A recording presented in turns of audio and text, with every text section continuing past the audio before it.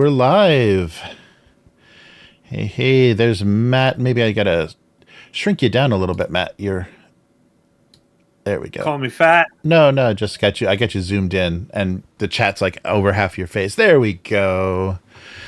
Yeah, speaking of fat, oof. How do you Americans do that? I ate a heavy American for 2 weeks, and that was pretty pretty brutal. But yeah, got to hit all the old fast food that I had missed for a while. Yeah, you said you got White Castle. Yeah, White Castle outside of so I landed in Chicago, and got some White Castle outside of. And they're really like varying it up. They got all kinds of stuff now. They'll put garlic on there instead of just the onions, the diced onions. They'll do all kinds of garlic and cheese and like lettuce and tomato sliders and stuff. I was like, wow, they're really used to just be that one burger, that one oniony little steamed burger, but the weird ass steamed burgers with minced onion, yeah, with the holes in them. But yeah, they got a big variety now. So lots of very heavy milkshakes, and and a lot of crazy heavy desserts, some peanut butter pie that I think I sold part of my soul to have that available. That was very heavy. Good stuff though. But it's good to be back, and so apologies to everybody for the absence. If I would have planned better, I'd had some pre-recorded stuff and would have had things rolling. But yeah, we just gotta be as unprofessional as possible. That's the goal. Our appeal, our amateur appeal. But yeah, I wanted. It's so weird in this virtual life we are in that. Because I want to say, welcome back, Jeremy. But you're on the other side of the Pacific Ocean for me, so that feels weird. Right. Yeah, this is my standard place where I visit Matt, but I was actually very close to Matt because I landed in LAX, so I was landed. Yeah, you were. But it was like 6 a.m. or whatever. That was the weird thing. My flight times were really bizarre. Yeah, I had to, and especially even coming back because the train stopped running at a certain time in Japan, and so I came back and there were not going to be trains to get me home, so I had to stay at a hotel like on the night I got back. So yeah, all kinds of chaos. I was home, but I wasn't home. Yeah, it's funny the differences, and it's so much has changed. This was about 8 years ago the last time I was in because of the pandemic and everything. It's been a long time. So yeah, things have changed. America's really upped their vending machine game, though. I was surprised. There was a lot of deli sandwiches and big pieces of cake and salads in a like a peanut butter jar, all kinds of like crazy stuff in the vending machines. It was all like outrageously expensive, but I was surprised. There's like fresh daily kind of stuff that I'd never seen before.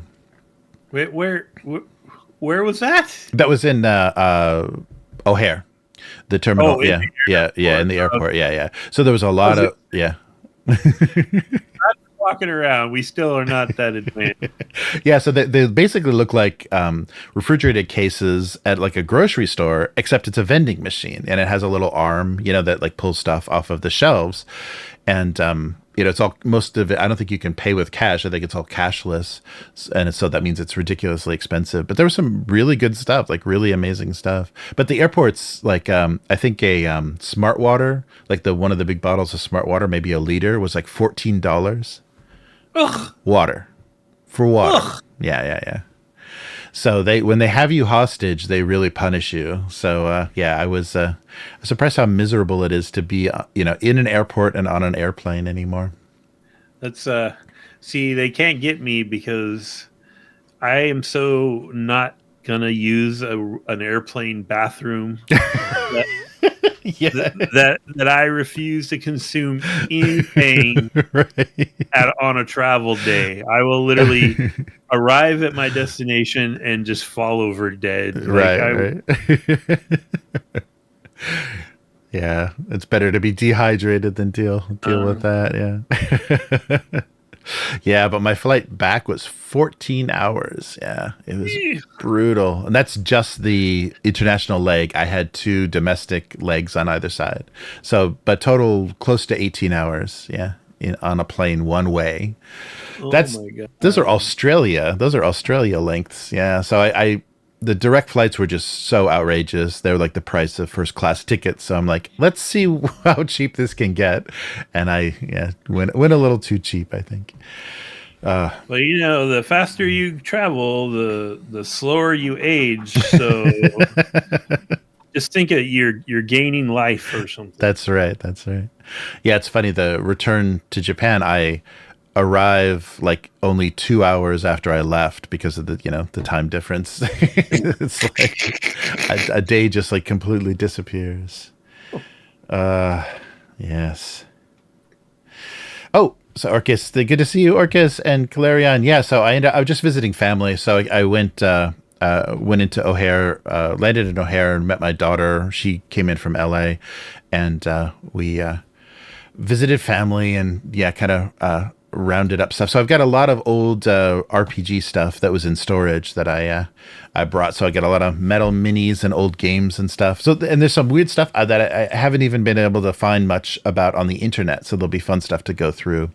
That's cool. Yeah, because when D&D, just like with everything, when D&D started getting popular, like early 80s, everybody tried to come up with some kind of fantasy thing with dice and miniatures, and there were a lot of like weird random stuff, dungeon crawling kind of things that were like, and it's stuff that I think is like disappeared, like nobody really, because it was small companies just trying to ride the coattails of D&D. But were those Grenadier minis, were they the ones that came in those small long boxes? Mm-hmm. Yeah, with the blue foam cutouts. Yeah, I got a ton of those. Those will be fun to go through. Super nostalgia. So not all the boxes survived, but I got a lot of really weird random fantasy miniatures. And I've got the first miniature that I ever bought, and it has a really weird story. Like, I don't know how I even found the place where I bought it. It was very unusual.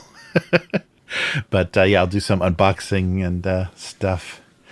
Yeah. So what was that? Oh, I was going to say, I think the first miniature set I ever got was a Grenadier box of dwarves. Oh, nice.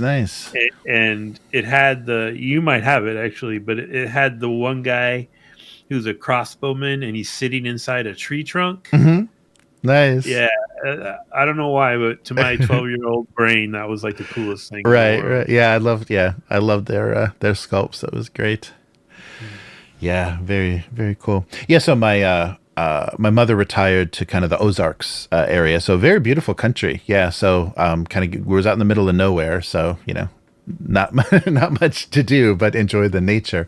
But that was nice, and I guess that the Netflix show Ozark, where they shot that show, has actually gotten so overdeveloped now that lake area, it's all hotels and stuff. Like, we drove past it on a bridge on the way in, and you couldn't film a show there now because there's all these modern hotels. Like, none of it looks old and rustic or even like backwards and like a tourist town. It's super overdeveloped now.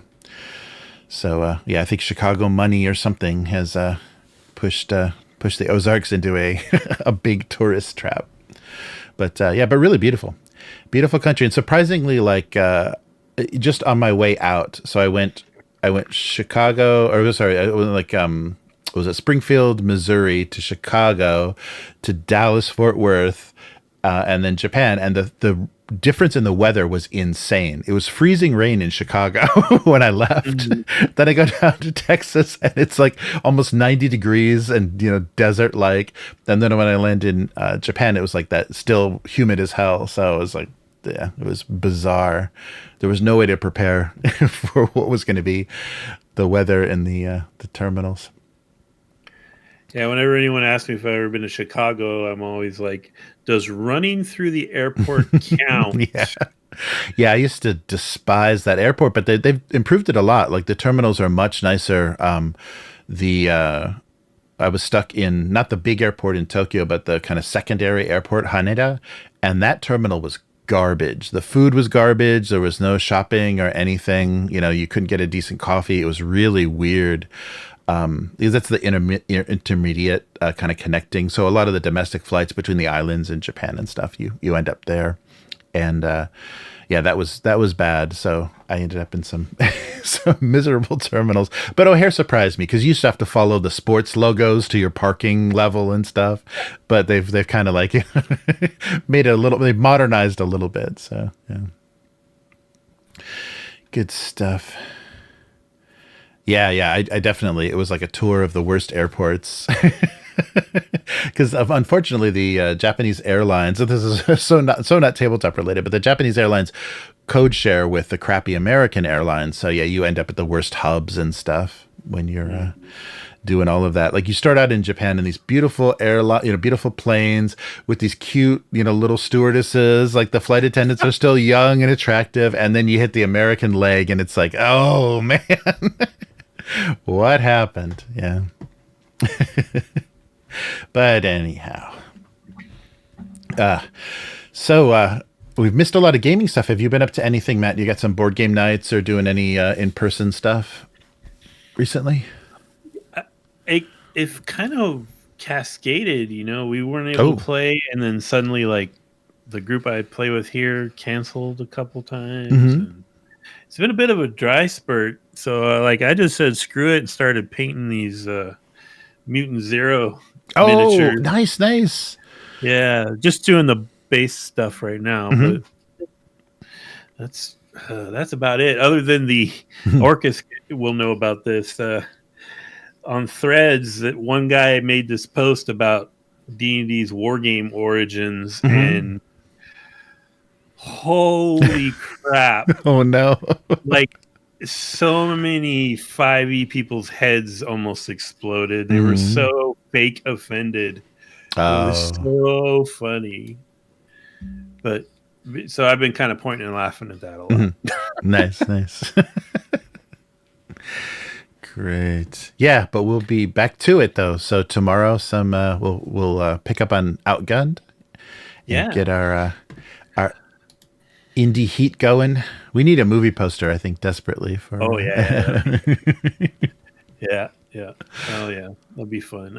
I'm curious to see how it goes tomorrow, because the conclusion of this adventure has a lot to do with just when you guys are done with bullshit. Oh, okay. Right, you know what I mean? So it's like it could end tomorrow,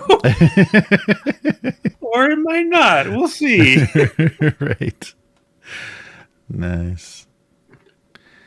Yeah, and I was getting excited seeing the kind of in November the Dune streaming series starts, and that was getting me thinking about Dune again, because I watched that on the plane too. There was no Wi-Fi. The Wi-Fi was $30 for for a day of Wi-Fi. Like, that's insane. I'm not paying it. And then so I just sat there and watched Dune Part 1 and 2 again. But could be worse. Yeah, but that got me in the mood, and I was like, yeah, I was reading a bit about the Bene Gesserit series they're doing, and yeah, should be fun. Yeah, I was talking to actually Clarion brought that up on the Discord, and I'm looking forward to it. Have you been watching Penguin at all? No, I keep hearing how great it is. It's pretty good. I was a little scared. They did kind of they paused in the action and kind of did a rewind to show you kind of, what happened previously to some of the characters. I don't want to spoil anything. And I was worried because that was a little bit of a grinding halt. And I was like, no, it's not going to turn into something totally different, is it? But yeah, they picked it up. They got right back to it. They just kind of like anime does that. They'll have like an episode in a series where they just focus on one character and they do their backstory and everything else goes away. They kind of filled in some blanks, and I'm glad they did, because I don't think they had to as much as they did, but I think it was good, and it got the actress to show a bigger range of kind of how things went wrong for her. So yeah, it's good, but it's amazing. I can't believe Colin Farrell can perform through all that makeup. It's an amazing performance, and he's like the Baron Harkonnen almost, just totally encased in latex, and he's giving an amazing performance through that. Yeah. So is it? It's not. Is it like really Batman related, or is it just like we took Penguin and we're not going to talk about any of the other Yeah, stuff? you'll see. Like, I think the first episode, showed the events that Batman saved. Did you see the Batman, the Matt Reeves movie, that most recent? Because it picks up the one with the Twilight guy. Yes, yeah. No, I didn't see that one. So that would be worth seeing because it picks up right. You get to see a little bit of like Penguin and Batman interact, and then it picks up right as the events at the end of that movie. But that's just like handled on newscasts and like newspaper headlines and stuff, and you don't have any interaction with Batman. It's basically just the events of that movie. One of the crime bosses is killed, and so there's kind of a power vacuum, and this picks up with that power vacuum and shows Penguin kind of angling to take advantage and all the kind of pieces that are in play. So what was surprising is that immediately from that first episode, you're really engaged in like the power struggles and everyone's plots and everything, kind of like Game of Thrones style or Secession style or whatever. It really gets you immediately into what all these characters schemes are, and that's really fun because they all look like they're gonna fail. They all look impossible, and so it's written well. The cast is amazing. It's a lot of recognizable faces. Like Clancy Brown is in it, and the actress, she was in Fargo. She played the wife with cancer on like one of the seasons of Fargo, and it was just like a really powerful role for having such a minor part. And then they had to recast because they do John Turturro's character from the Batman movie, but they had to recast him probably for scheduling reasons or whatever. But it's a lot of like nice recognizable actors doing a great job, which is weird for streaming because streaming always seems to be people you've never seen before fucking everything up, and barely getting through a scene. But it's HBO, so I think they they put more into it. But yeah, despite their CEO, they still seem to have a commitment to quality. Yeah. Yeah, and the showrunner is not somebody that I would have thought could do this like kind of tense and kind of complicated story. I forget the stuff she worked on previously, but I was like, oh really? That's not like mob related or anything. But but it's going well. The writing's good. The performances are good. So I just hope it hangs in there. And it got me, definitely thinking about, wow, we should do some kind of mob story. Like Outgunned could handle that. Yeah, cool. Totally. Yeah. Well, I mean, okay, I've been thinking a lot about Outgunned. Mm-hmm. I know we got to start the thing here. I really like Outgunned, but I think what kind of mob story would matter? Like, if you're trying to do a gritty, dramatic, because it's almost more like a Dune thing. Yeah, that's a good point. Some mob things are more like dramatic, political kind of things. And I don't know if that's really what Outgunned is tuned for. That's true. Yeah, I think that's true.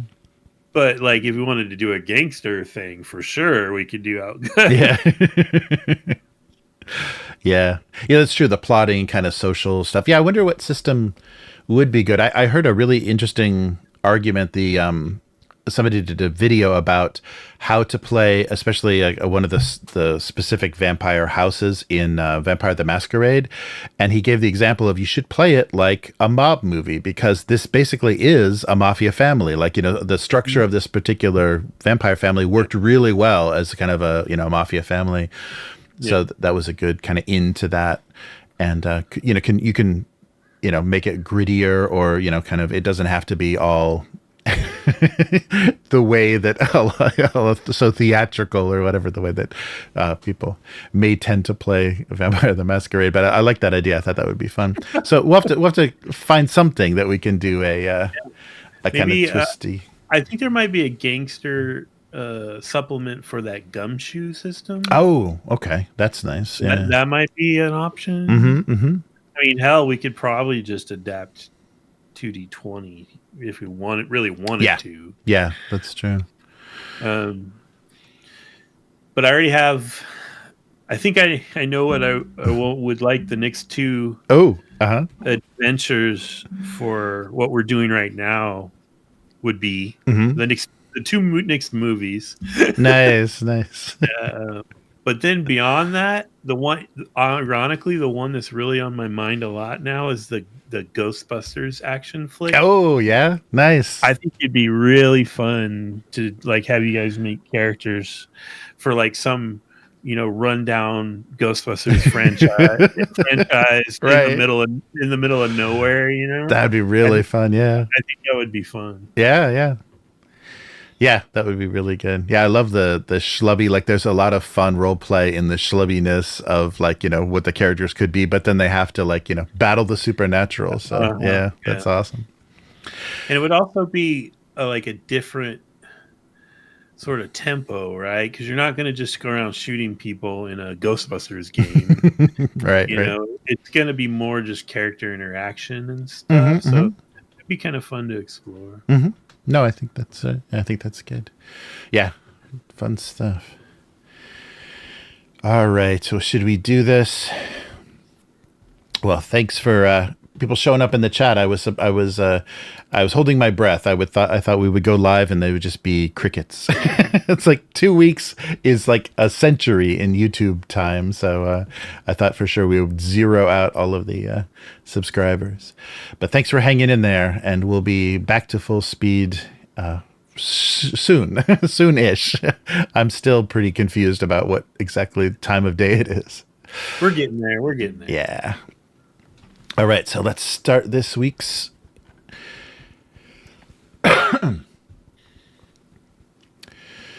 Welcome to the weekly. I'm Jeremy.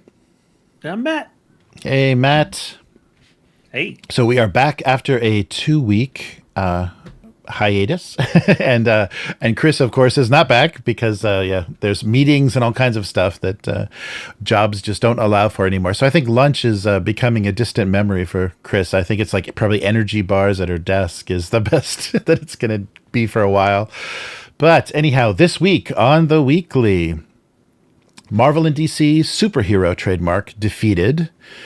Darktide card game by Cubicle 7. Mythic dissolves. So any of those all-in pledges you're waiting to get fulfilled, stop holding your breath. And a Mothership collaboration crowdfunder.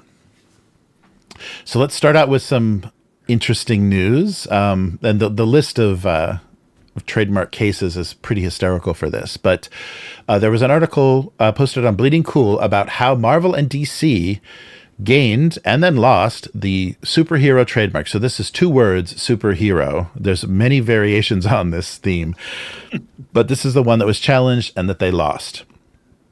So back in the 60s, I believe, there was a costume maker. So Ben Cooper Inc. Is credited as trademarking the first company to trademark superhero. They had a license with both DC and Marvel to make Halloween costumes, and so they trademarked the term superhero, 2 words, and as well as famous heroes for their kind of logos and box markup, and so that was the first kind of trademark initiation for that kind of terminology.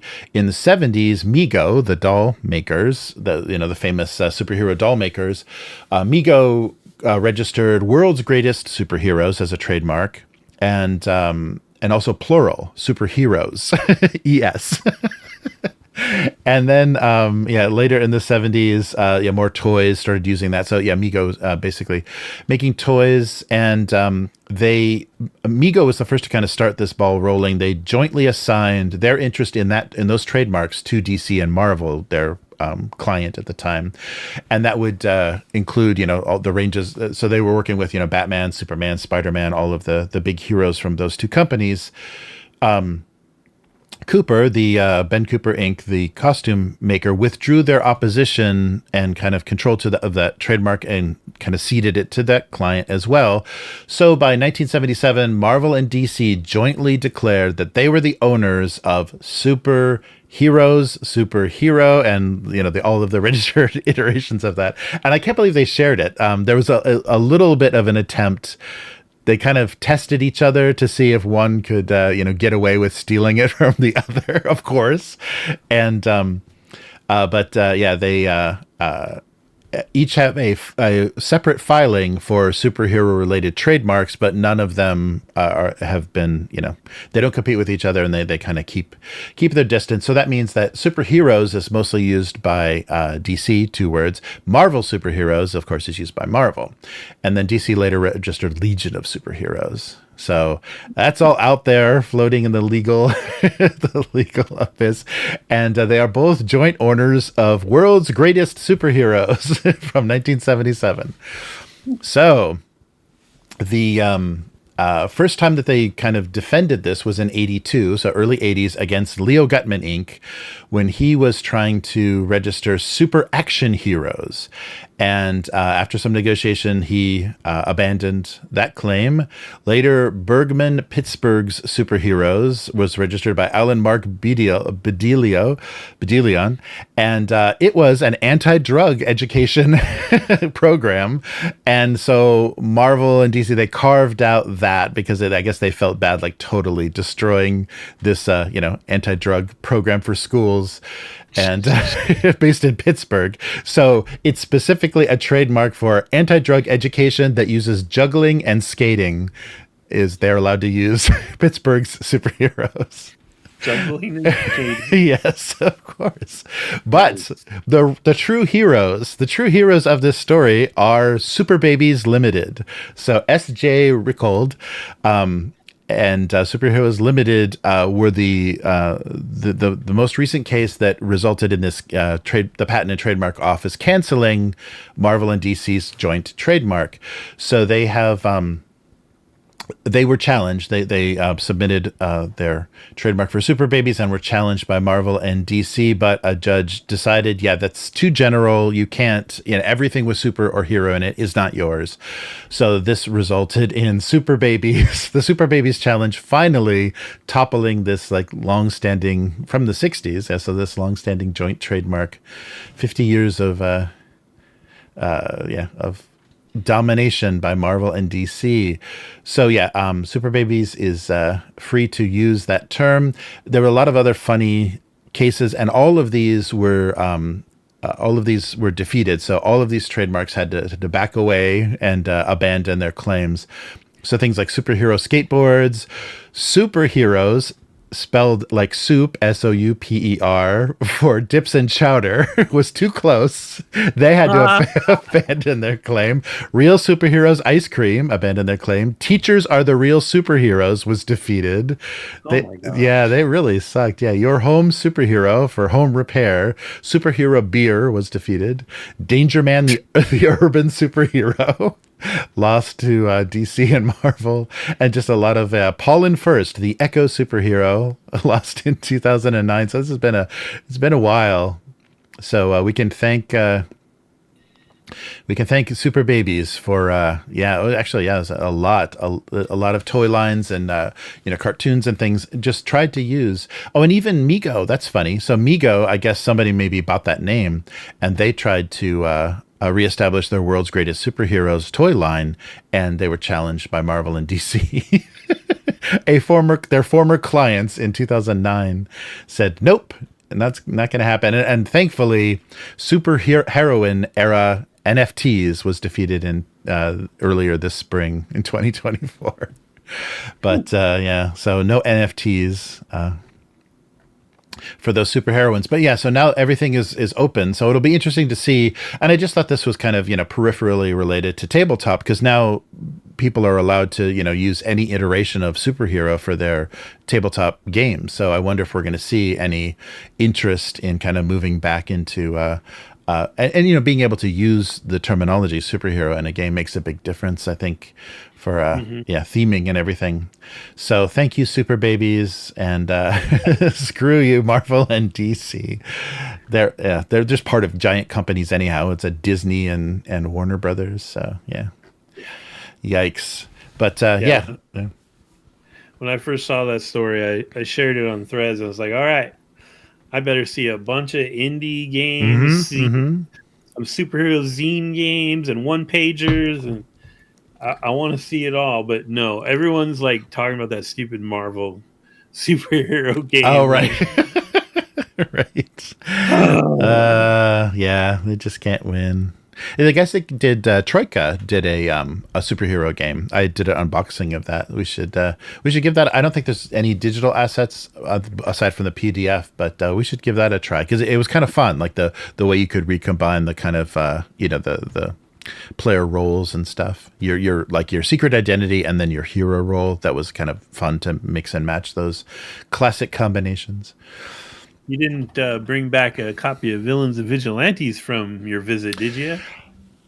I may have. Yeah, unfortunately, so a couple of my favorite older box, anything with the Jeff D art. So yeah, Psyworld and Villains and Vigilantes, those were purchased, only based on my 12-year-old love of Jeff D. So any art that he did, the illustration of the box, I bought basically. So I think I may have literally the cover, like the box is totally crushed. The bottom of the box is missing, but I have the cover art for a few of my favorite things that didn't survive. So I've got all my old Traveler, there's Psyworld. I think Villains and Vigilantes is in there, but I did also reclaim all my Palladium Turtles stuff, the Teenage Mutant Ninja Turtle stuff.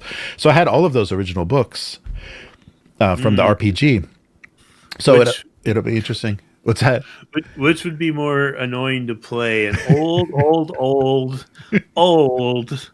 FGU's game. Right. It's gonna be crunchy as hell. Yes. Or a ridiculous Palladium game that lets you make characters who can like punch the sun. Right. Yes. Yeah, I didn't see in any of those old RPG books my old copy of Toon, the Steve Jackson cartoon RPG. Yeah. I didn't see that. I knew I had that, but it wasn't there. But yeah, I basically just grabbed everything that I could. So I'll do some weird, I guess, unearthings or rediscoveries. Yeah, and go through all that. Call it Back in My Day. Oh, there you go. Yeah, so it's funny, and it's funny to see because this is like a junior high school, like late elementary school, junior high school kid like interacting with this stuff. So a lot of the illustrations are colored, and yeah, there's a lot of funny stuff going on. I get you with the love of Jeff D, man. Like actually in that expert rulebook thing I mentioned that because dude, nobody did flared pants and the big cuffed boots. Yep. Like Jeff D did. Definitely. Yeah, that was excellent stuff. Yeah, that totally, like, everybody wanted to play Champions at that time, and I was like, no, Villains and Vigilantes is my jam because of that artwork. Yeah, his artwork is throughout that whole thing. Yeah, so we'll take a look at those books. Yeah. Champions is crazy crunchy too. Yeah. And I even had the crossover book. There was a crossover between Car Wars and Champions. So you could play superheroes in Car Wars. So I have that book as well. Some real weird artifacty stuff coming to the channel. Yeah. All right. So one thing that may not be coming to the channel is a new release by Cubicle 7. So, of course, Cubicle 7 is the British studio that's got the Warhammer license. So they're doing Warhammer everything right now. And they're doing a card game for a video game. So Darktide is a video game by Fat Shark. It's a first-person shooter in the 40K setting. Previously, Fat Shark did Vermintide, which is a shooter, kind of an action shooter. It's like a team shooter in the fantasy in Warhammer fantasy setting. So that was, I think, what kept people like reminded of how great the old world is. And so they're trying to do Age of Sigmar, and people are like, yeah, but you're licensing the old world to these, game companies, and they're making good games. Yeah. So both Vermintide 1 and 2 are really a lot of fun to play. You're just like covered in Skaven and just like mowing through. It's like one of those mob shooters, kind of like Left 4 Dead. So instead of zombies, it's all Skaven, and in Darktide, it's a lot of zombies. It's just basically chaos, corruption. So you're against all kinds of heretic forces and demons and things. So this is the card game version. Previously, there is a miniatures game version that Games Workshop did. It's a board game. Basically a board game. They just recycled some old kind of similar miniatures to the classes in the video game and just threw out a board game with Darktide on it. But this card game is going to be a cooperative card game. with probably using all the assets, the art assets from Fat Shark, which is some good looking stuff. But you're working together to eliminate heresy deep within an imperial hive. So you're basically just like these, slave Imperial Guard. So you're either going to be executed or you're going to serve to clear out these hives. And so you start out the game, basically in shackles. And they're like, well, we could kill you, or we're going to give you a gun and a wrench, basically, and go down and beat the hell out of whatever is tearing up this hive. Okay. Yeah. So the card game is going to have a 6-mission campaign, and you'll be able to scale it with different game modes to make it maybe a little more challenging or a little bit, more fun as a cooperative game. 260 cards, 6 player boards, the rules, and then cubes and tokens to play the game. It looks like a pretty tight little box. 45 to 90 minutes of gameplay and 1 to 4 players. So you can actually play it solo. So yeah, we'll see. And it's not coming out until the second quarter of next year, so you still have a little bit of time. I jumped the gun a little bit on this, but it was funny to see like Games Workshop is licensing this stuff and then keeps re-licensing it. So they licensed this idea to this company. Fat Shark created the setting and these characters, and now they're gonna sub-license that to Cubicle 7 to do a card game. Mm-hmm. So yeah, they're just pushing it around because I think they had some real good licensing money coming in, so they're just going to keep pushing this around. But so Cubicle 7 is doing multiple 40k RPGs, as well as they do the old world fantasy and even an Age of Sigmar RPG. So if you like D100 versions of anything Warhammer, Cubicle 7 are your boys now, because Fantasy Flight, I think, pissed off Games Workshop by making competing miniatures games and lost the license. And also their version of Warhammer Fantasy Worlds. The worst version of Warhammer Fantasy Worlds. It had the most tokens ever. The most tokens and dashboards for any fantasy RPG ever. They just love printing stuff. They just love printing jobs in China. That's the Fantasy Flight is addicted to queuing up printing jobs in China. So we got to have those token boards. We got to have the dashboards. We got to have decks of cards. Oh, wait, we're playing an RPG? Well, yes, kind of. Yeah.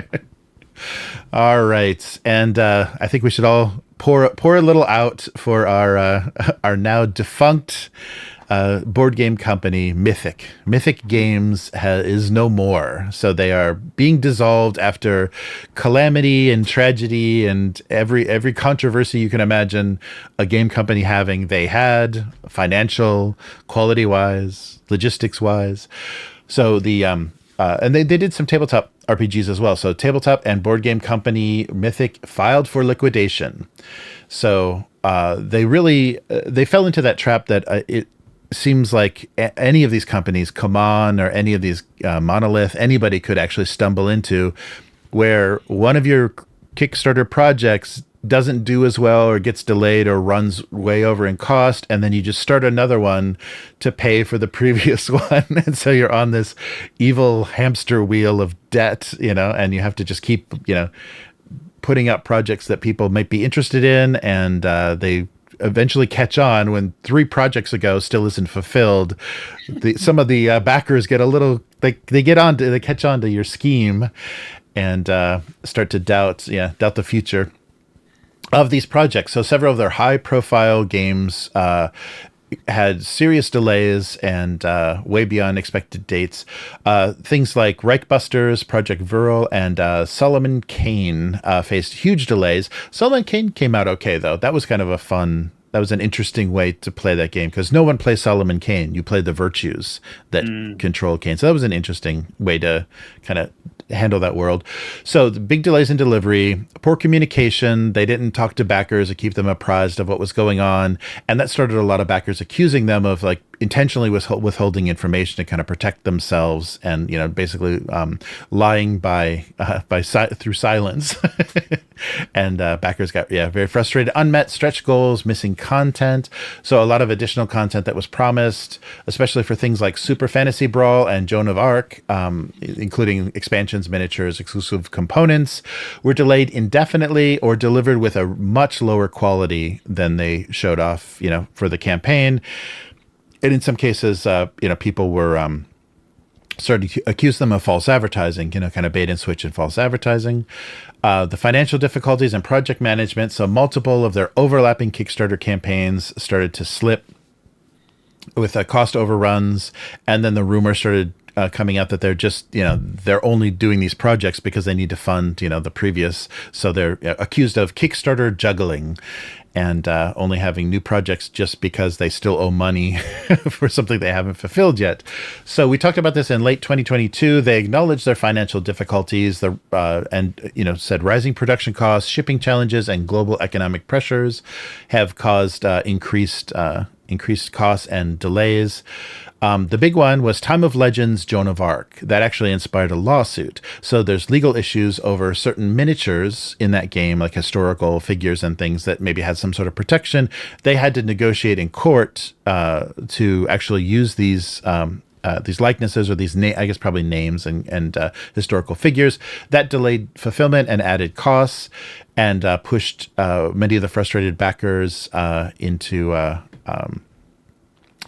requiring refunds and things, because they really didn't have any sympathy for them not doing their due diligence and finding out if they were even able to make a Joan of Arc game, if legally they were cleared to do that.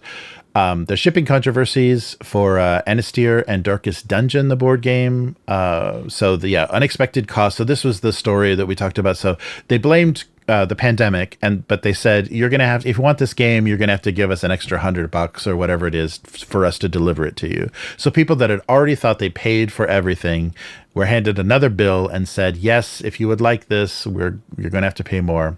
And so a lot of people couldn't afford that, and were very frustrated with how they handled that situation.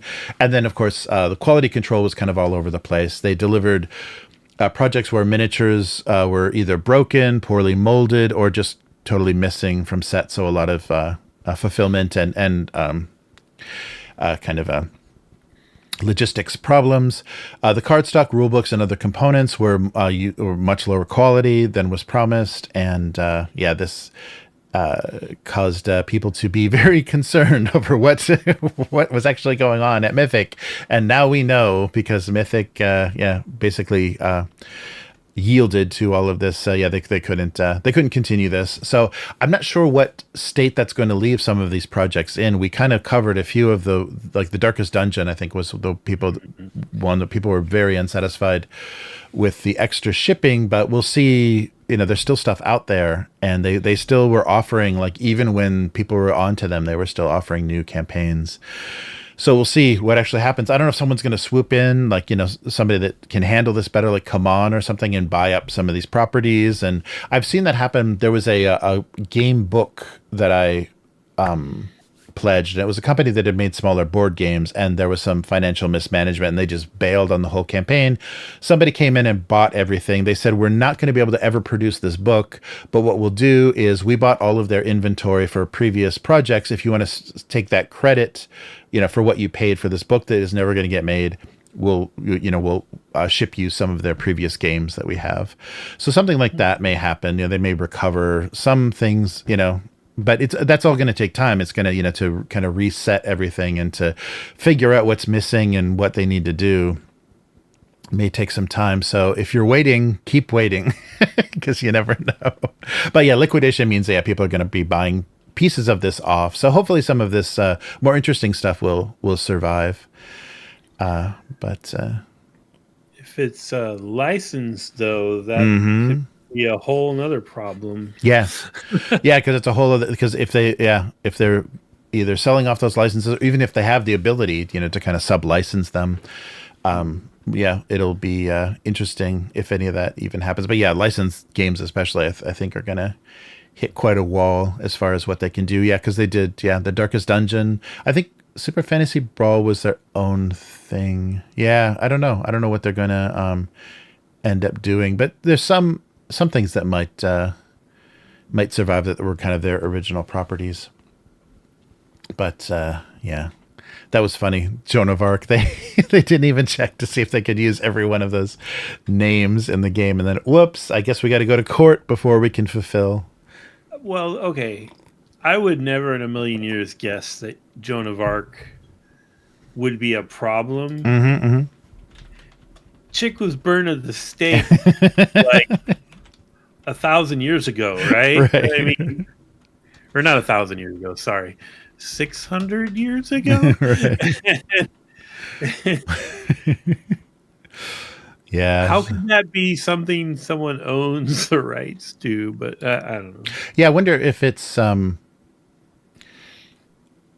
yeah. So, oh yeah. So it says that regarding that lawsuit. So Pascal Bernard, the author of Time of Legend, Joan of Arc, launched legal proceedings against Mythic Games. So it may be they were using like previously produced things. So the complaints of the author were numerous. He was mainly asking for payment of royalties on this game because yeah, they didn't ask him for any final validation. So I guess maybe this game was based on his writing, his some sort of thing that this author did.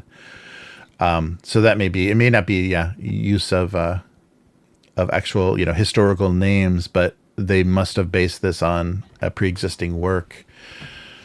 Yeah, so it got tied up in French court. It was French court, so even that much more complicated. Yeah. Oh, so yeah, the contracts didn't allow for them to remove the author's name from anything. So the author was saying, you changed the game too much. This is not the game I designed. I will not put my name on it. Oh, so that was the dispute. It was actually the design of the game. So not actual, it wasn't the estate of Joan of Arc that was upset. But yeah. All her relatives there that waiting for those checks. But yeah, so I guess who they collaborated with for the actual game setting and stuff. He was unhappy with the final product, and they pushed forward anyhow, even after he wanted his name off of it. Fun. Well, collaboration can be fun, but or can go horribly wrong. But here's one that we hope works out. So our last story is Mothership. So Mothership is the first the 1.0 first edition finally was fulfilled, and everybody got their copy. And now there's going to be what they call a collab-funding campaign. So the makers, Tuesday Night Games, Night with a K, are working on kind of coordinating 20 creators that have been supporting Mothership all these years, and they want to kind of support the community by bringing attention to projects that are based on, that are done within this setting, done within this system. So the science fiction horror role-playing game was one of the few kind of things that started out digital only in kind of the indie scene and actually turned into a physical product available on store shelves. So that's pretty rare. Usually you kind of get doomed to digital only, or you never quite, you do it like an expensive crowdfunder with some beautiful paper and things, but you never show up in retail. But Mothership did it, and Tuesday Night Games was successful. But since then there have been so many kind of support creators have published so much work that is compatible with Mothership, and that's appeared on itch.io or DriveThruRPG or the creators' individual websites. This includes things like quests, campaigns, characters, monsters, and things like that. And starting on November 12th and then running through December 11th, Tuesday Night Games and their kind of handpicked 20 creators that have previously done work for them will all be launching campaigns for more Mothership content on BackerKit. So they're calling it the collab-funding campaign, and they're going to do that to kind of bring attention. So if the creators would have done this individually, they probably may have had varying results. But if they kind of all launch at the same time with the blessing and kind of promotion by Tuesday Night Games, it may go better. So the creator of Mothership was saying that one of the lead writers, so Luke Gearing, is working on something that called, so previously he had done Gradient Descent and Another Bug Hunt for Mothership. This new project that Luke Gearing is doing for this collab crowdfunding deal is called Wages of Sin. It will bring bounty hunting to Mothership. So McCoy, the creator of Mothership, said he's written his own 200-page toolkit of rules. But of the core, there's 100 bounties in this core book, 100 fleshed out people that you can go after in the setting, and different funding levels and different backstories. So he's been busy creating that in the world. So you either be able to go after things like hardened criminals, murderers, or innocent folks that have merely run afoul of major corporations, maybe stolen something valuable to feed their family, and you get to hunt them down and get paid for it. So there's a lot of grisly scenarios in there during your bounty hunting, and a healthy dose of horror, McCoy said. So that'll be, that's something new that kind of didn't previously exist. So the final list of the 20 participants is still up in the air. They're still kind of firming things up, but they'll be ready in November to launch this. But a few things that the creator McCoy pointed out, Sean McCoy pointed out, was a few things that he liked. Was PK-49, a psychokinetic adventure from Mothership, is a experimental military-grade pharmaceutical is leaked onto the black market, and you can include it in your campaign. Another one was Interloper, a mystery module for Mothership, so kind of a neon noir murder mystery on a rogue planet, little Blade Runner-esque. Excuse me. And finally, Awaiting the Burning Gods, a module for Mothership, kind of Indiana Jones meets Stargate, as it's a desert delve to uncover ancient alien secrets before they're lost forever. So so there's going to be a huge variety, and I guess we're really going to see like the how far you can push Mothership as far as like in that setting, sci-fi and horror, but what can you also do, within that. Yeah, it feels like they're morphing it into a much broader science fiction thing than the original just, horror in space deal. Yeah, and it looks like they were inspired by the community because, the original Mothership was published in 2018, and since then, there's just, hundreds of pieces of content for it. So that may have inspired them to say, let's support this and kind of build out. So that'll be on BackerKit. There's not a link to that yet because it's not starting until November 12th. But once that's up and running, we'll link you to that. But just keep an eye out for a big bunch of Mothership on BackerKit.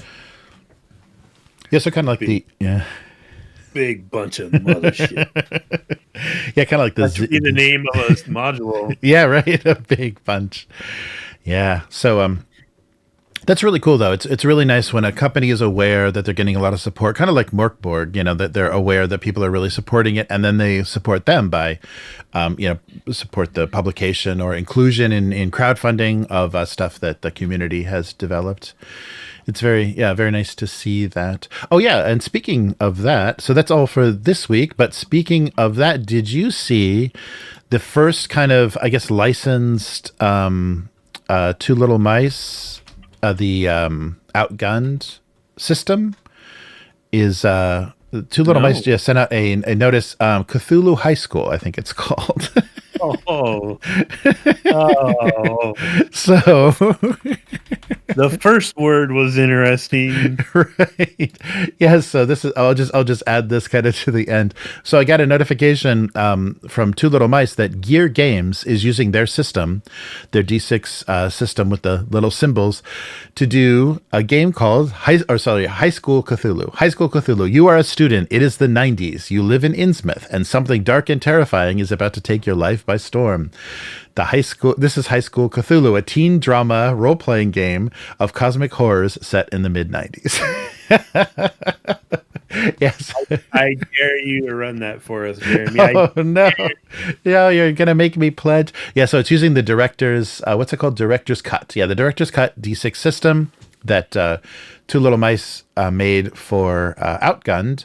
And this is the first game to use it for a completely different kind of setting. So I wonder It's not going to be action based. It's definitely going to have things like sanity or some kind of a mental and physical stats. But yeah, it's got a cute design. It's like very purple and blue. They kind of went with some nice extreme '90s colors. The artwork is fun. It's kind of like more anime looking. Yeah, well, not too anime. It's more like '90s comics. Kind of like a harder edge, like self-published '90s comics kind of stuff. But they got cosmic horror dice and all of that good stuff. It didn't say and a ton of wow, the kind of all-in pledge is 200 euros. So they're doing a lot of books. Yeah, a lot of books and screens and dice and stuff. Yeah, wow.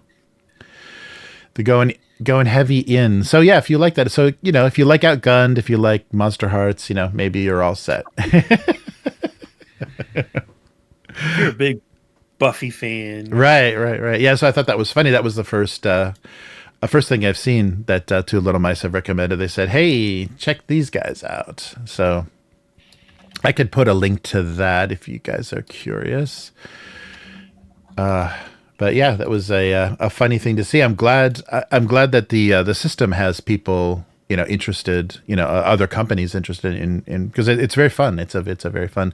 I don't know how you would modify it for high school, kind of drama. Yeah. So I mean, I'm sure it's doable. Mm-hmm. That feels like something you might play more ongoing. Yeah, that's true. And the one thing I feel like Outgun is not really set up for is a real long-term sort of play. Mm-hmm. It's much more suited to the like they go with like a movie kind of thing. Yeah. You do this movie and then you do something else, and interesting. Yeah, I think that's a good point. If you're going to do, I mean, if it's, I don't know, if maybe they came up with a way to kind of do it as episodic television or something, because that was the thing that Monster Hearts, I think, was good in their kind of explaining the game is think of this as an episode, a session is an episode of television. Your campaign is a season of television, so both for the master of ceremony running the game, think of story arcs within the season, and then individual sessions can have like their episodic kind of climax. But yeah, so we'll see if we hear more of this. But I'm interested in what people will try to do with this system because it's pretty fun and lightweight, and I love the pushing mechanic. If you've got a setting where going all in is a good idea, I think the system will will work well. Yes. Going all in against Cthulhu, though, I don't think that's a good idea. Isn't there already? Oh yeah. There's an RPG it's like a little high school in Austin or somewhere in Texas, isn't there? Like, and it's got like supernatural stuff going on. What am I thinking of? I'm blanking on what it's called. That sounds familiar. My point is just that I feel like this has been done. Yeah. And I think so. I think that combination is not completely unique. It's a nice. The aesthetic of their illustrations and stuff is nice, though. I think it works well. It doesn't feel. It doesn't feel like a cash in or some kind of like hacky thing. It sounds like they actually are pretty genuine about their interest in doing it. Okay, so online student, the all digital pledge is 19 euros. So anybody that wants to watch us play this. Oh, okay. That's not bad 19 at all. Yeah, that's pretty reasonable. That gives you everything they're producing, plus all the unlocked digital goals in PDF form. So that's actually pretty unique because I've been seeing. I forget what I was just looking at. They wanted $80 for the Pirate Borg. I was like, let's do Pirate Borg, and you had to choose one of the VTT platforms, but all the content was $80. Like, ouch. And we have some of that already. We already have Pirate Borg in in Alchemy. We got a workaround.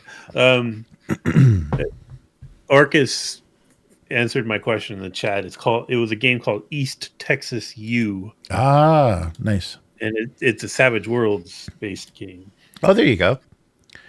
Nice. Which also isn't fantastically great for really long games, but it is more suited than outgunned. Yeah, I wonder what they do for, kind of horror effects, for being freaked out. Or maybe you're just like you're such jaded teens, you don't even care. You're like, yeah, whatever. Elder God, Schmelder God. Mm-hmm. Who knows? Anyhow, so that'll do it for this week. So where can people find you, Matt? I am hanging out on Threads and Instagram. It's at Hargald. That's HAARGALD. Where right now I'm gently poking at the bear that is this furor about whether D&D was based on a war game or not. Say it isn't And so, Matt. there's so many hurt feelings in this discussion, and I can't help but find it a little amusing. But I do talk about other game stuff on there. Good. And I'm painting some mutant, what do you call it? Zone Wars miniatures. So once I decide they're decent enough, maybe I'll show them to you. But cool. Yes, and like you mentioned, you did an unboxing of the kind of completion, the empty promise of the expert set unboxing, and the empty box, I should say, the empty box. We uploaded another unboxing that you did. So I'll put a link to that in the description. Yeah. But Jeremy was out of town, so there's no cool graphics or anything at all. It's pretty much just raw matte. And I uploaded it from my phone, if you can believe that. But it was kind of fun to finally right that wrong. Yeah, and, nice. I set my next one I want to do is the FGU Bushido box. Nice. Oh, I would love to land a copy of that because that's one of many games I hate myself for getting rid of when I was young. But anyway, enough of that. How about you? Nice. Well, I'm going to try to do a Halloween stream for my cartoons. So Abuse Cartoons, it'll show up on this channel as well as the Abuse Cartoons YouTube channel. And I draw a single panel gag cartoon. October is all Halloween themed. So lots of candy corn jokes, I suppose. But you can watch me draw it, and then we'll take a look at the archive. The archive is on GoComics. So gocomics.com/domestic abuse, and Abuse Cartoons on all social media and different platforms. And you can also find out what else we're doing on Upturned Table, and you can support what we're doing here at the Weekly on Patreon. So the Weekling pledge on patreon.com/Upturned Table is where you can tell us what you'd like to see more on the Weekly, less legal talk about trademark lawsuits, and more of something else. But upturntable.com is the main website. We Patreon, but also on YouTube. So if you're watching this or listening to this on YouTube, you can click the join button to become a YouTube member and get the same content, except for the RSS feed. Unfortunately, they haven't done a YouTube members protected RSS feed. But on Patreon, you can get the audio from this complete live stream sweetened up so it's easier to listen to, and put on the just the RSS feed for your patron link. But everything else is going to be also on YouTube under the members category. And there's a list you can kind of see the videos and things under members.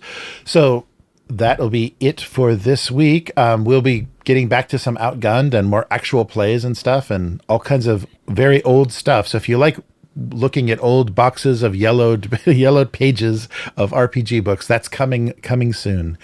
So thanks for listening and watching, and we'll be back again next week. Bye. Goodbye.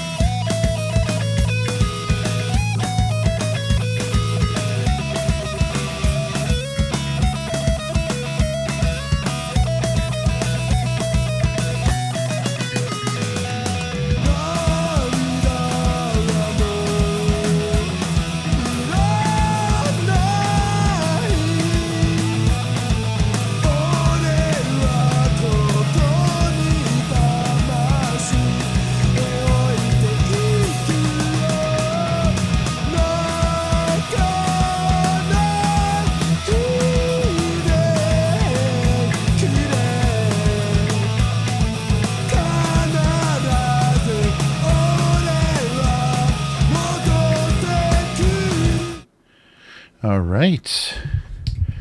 So thanks again, Matt, for filling in. It was fun to see your face, your digital face again. Welcome back to our virtual world. Yes, our virtual club. Yeah, it's crazy. It's a shame that I couldn't have figured out a way to get a day layover or something in California so we could actually meet up. But one of these days, because my daughter's out there, my daughter's on the West Coast, so I have lots of time. As soon as I get grandchildren, I'll probably be living near you. So.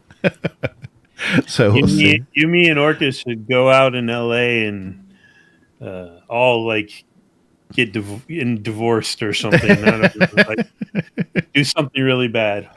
Yes, there's lots of bad things to do. Mm-hmm. Nice. Oh, cool.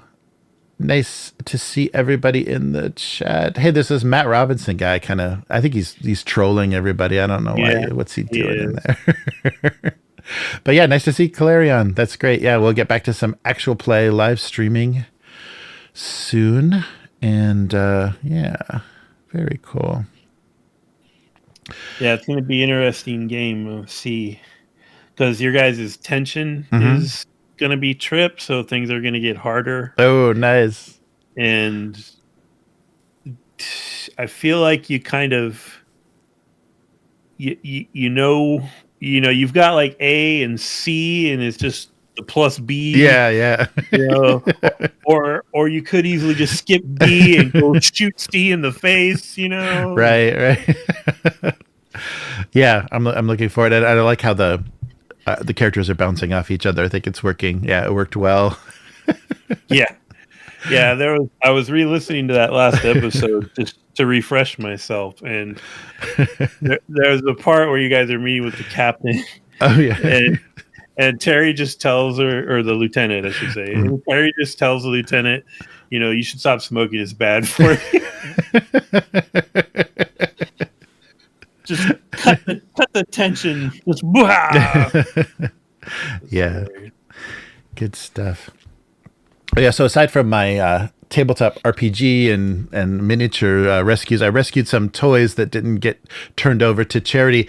I got my big Aku here. I don't know if we can. Oh, there he is. There he goes.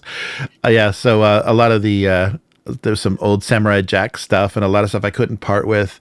Oh, nice. And I found out my I still have this Spider Hulk. So it's Spider-Man, get with gamma radiation. So he hulked out in his Spider-Man outfit and kind of busting out of it. I've had that thing forever. I just had that thing hanging on the wall in my room forever. And it's like a $250 action figure now. It's this big chunk of plastic. So I couldn't part with it. Yeah. A little investment now. Yeah, it was funny. There was some stuff because it's just all that stuff's been in storage for almost 30 years. So there was some real funny stuff to find. A lot of old McFarlane. Oh yeah, I'm gonna bring this to harass Chris with the McFarlane did a whole series of Conan, and they did Conan in the the King Conan in the throne, just kind of with his chin on his fist. So yeah. I'll sit that in front of Chris. That's nice because Chris did a whole Twitter persona of Conan Salaryman. A little necktie around it. Oh yeah, right. Then it's Conan Salaryman. Yeah, just put a little PC, a little. Yeah, they have those little all the miniature stuff for Japanese dolls and stuff that you can get just about any kind of household thing, even in the dollar stores here. There's so many people have that. So yeah, he definitely needs a PC sitting in front of him and a necktie. But yeah, a lot of funny old stuff. So it'll be nice. Maybe I'll just go through some of that stuff just randomly to see. Yeah. Because I can't dox myself because it's 30 years. Any addresses that come up will be 30 years old. So should be safe. Have you ever seen? There's this Australian guy who does YouTube. Called Bardic Broadcast. You ever seen that? Oh guy? Yeah. I loved his Hero Quest. Yeah, he did an awesome Hero Quest. Yeah, he got me because he was funny, and he did all kinds of Warhammer and Conan stuff and Hero Quest stuff. But he would also just do random. Here's here's a big, McFarlane action figure I got, and he would literally, that'd be the whole thing. Wow. Yeah. But he does videos like, I don't know, once every 6 months or something. Yeah, like that. right. It's like, dude, you're fucking hilarious, but you never do this. What's wrong? Yeah, I think you got to recharge your funny battery or something. I think he game streams a lot. I've seen him. I think he's got a Twitch channel, so he may do more gaming than YouTube. Yeah, because for a lot of people, if you do longer, like regular streaming, Twitch pays much better than monetized YouTube. Yeah, so I think some people get stuck in, I only do Twitch because like we're doing multi-streaming to various platforms is a terrible idea because you don't do well in any of the platforms. So maybe he had early success because he plays like retro games, like retro video games on Twitch. Yeah. So yeah, if you like his sense of humor, you can kind of hang and listen to him. Talk through some pretty funny old games. Oh yeah, and I don't have clear memories of a lot of these things that I rescued from storage, but I have a huge box, one of the old like core boxes maybe of HeroScape, just bursting with those hex pieces. Nice. And the rule book and the dice and everything are in there, but the figures didn't fit, so I found the figures like in their own little Ziploc bag, the miniatures.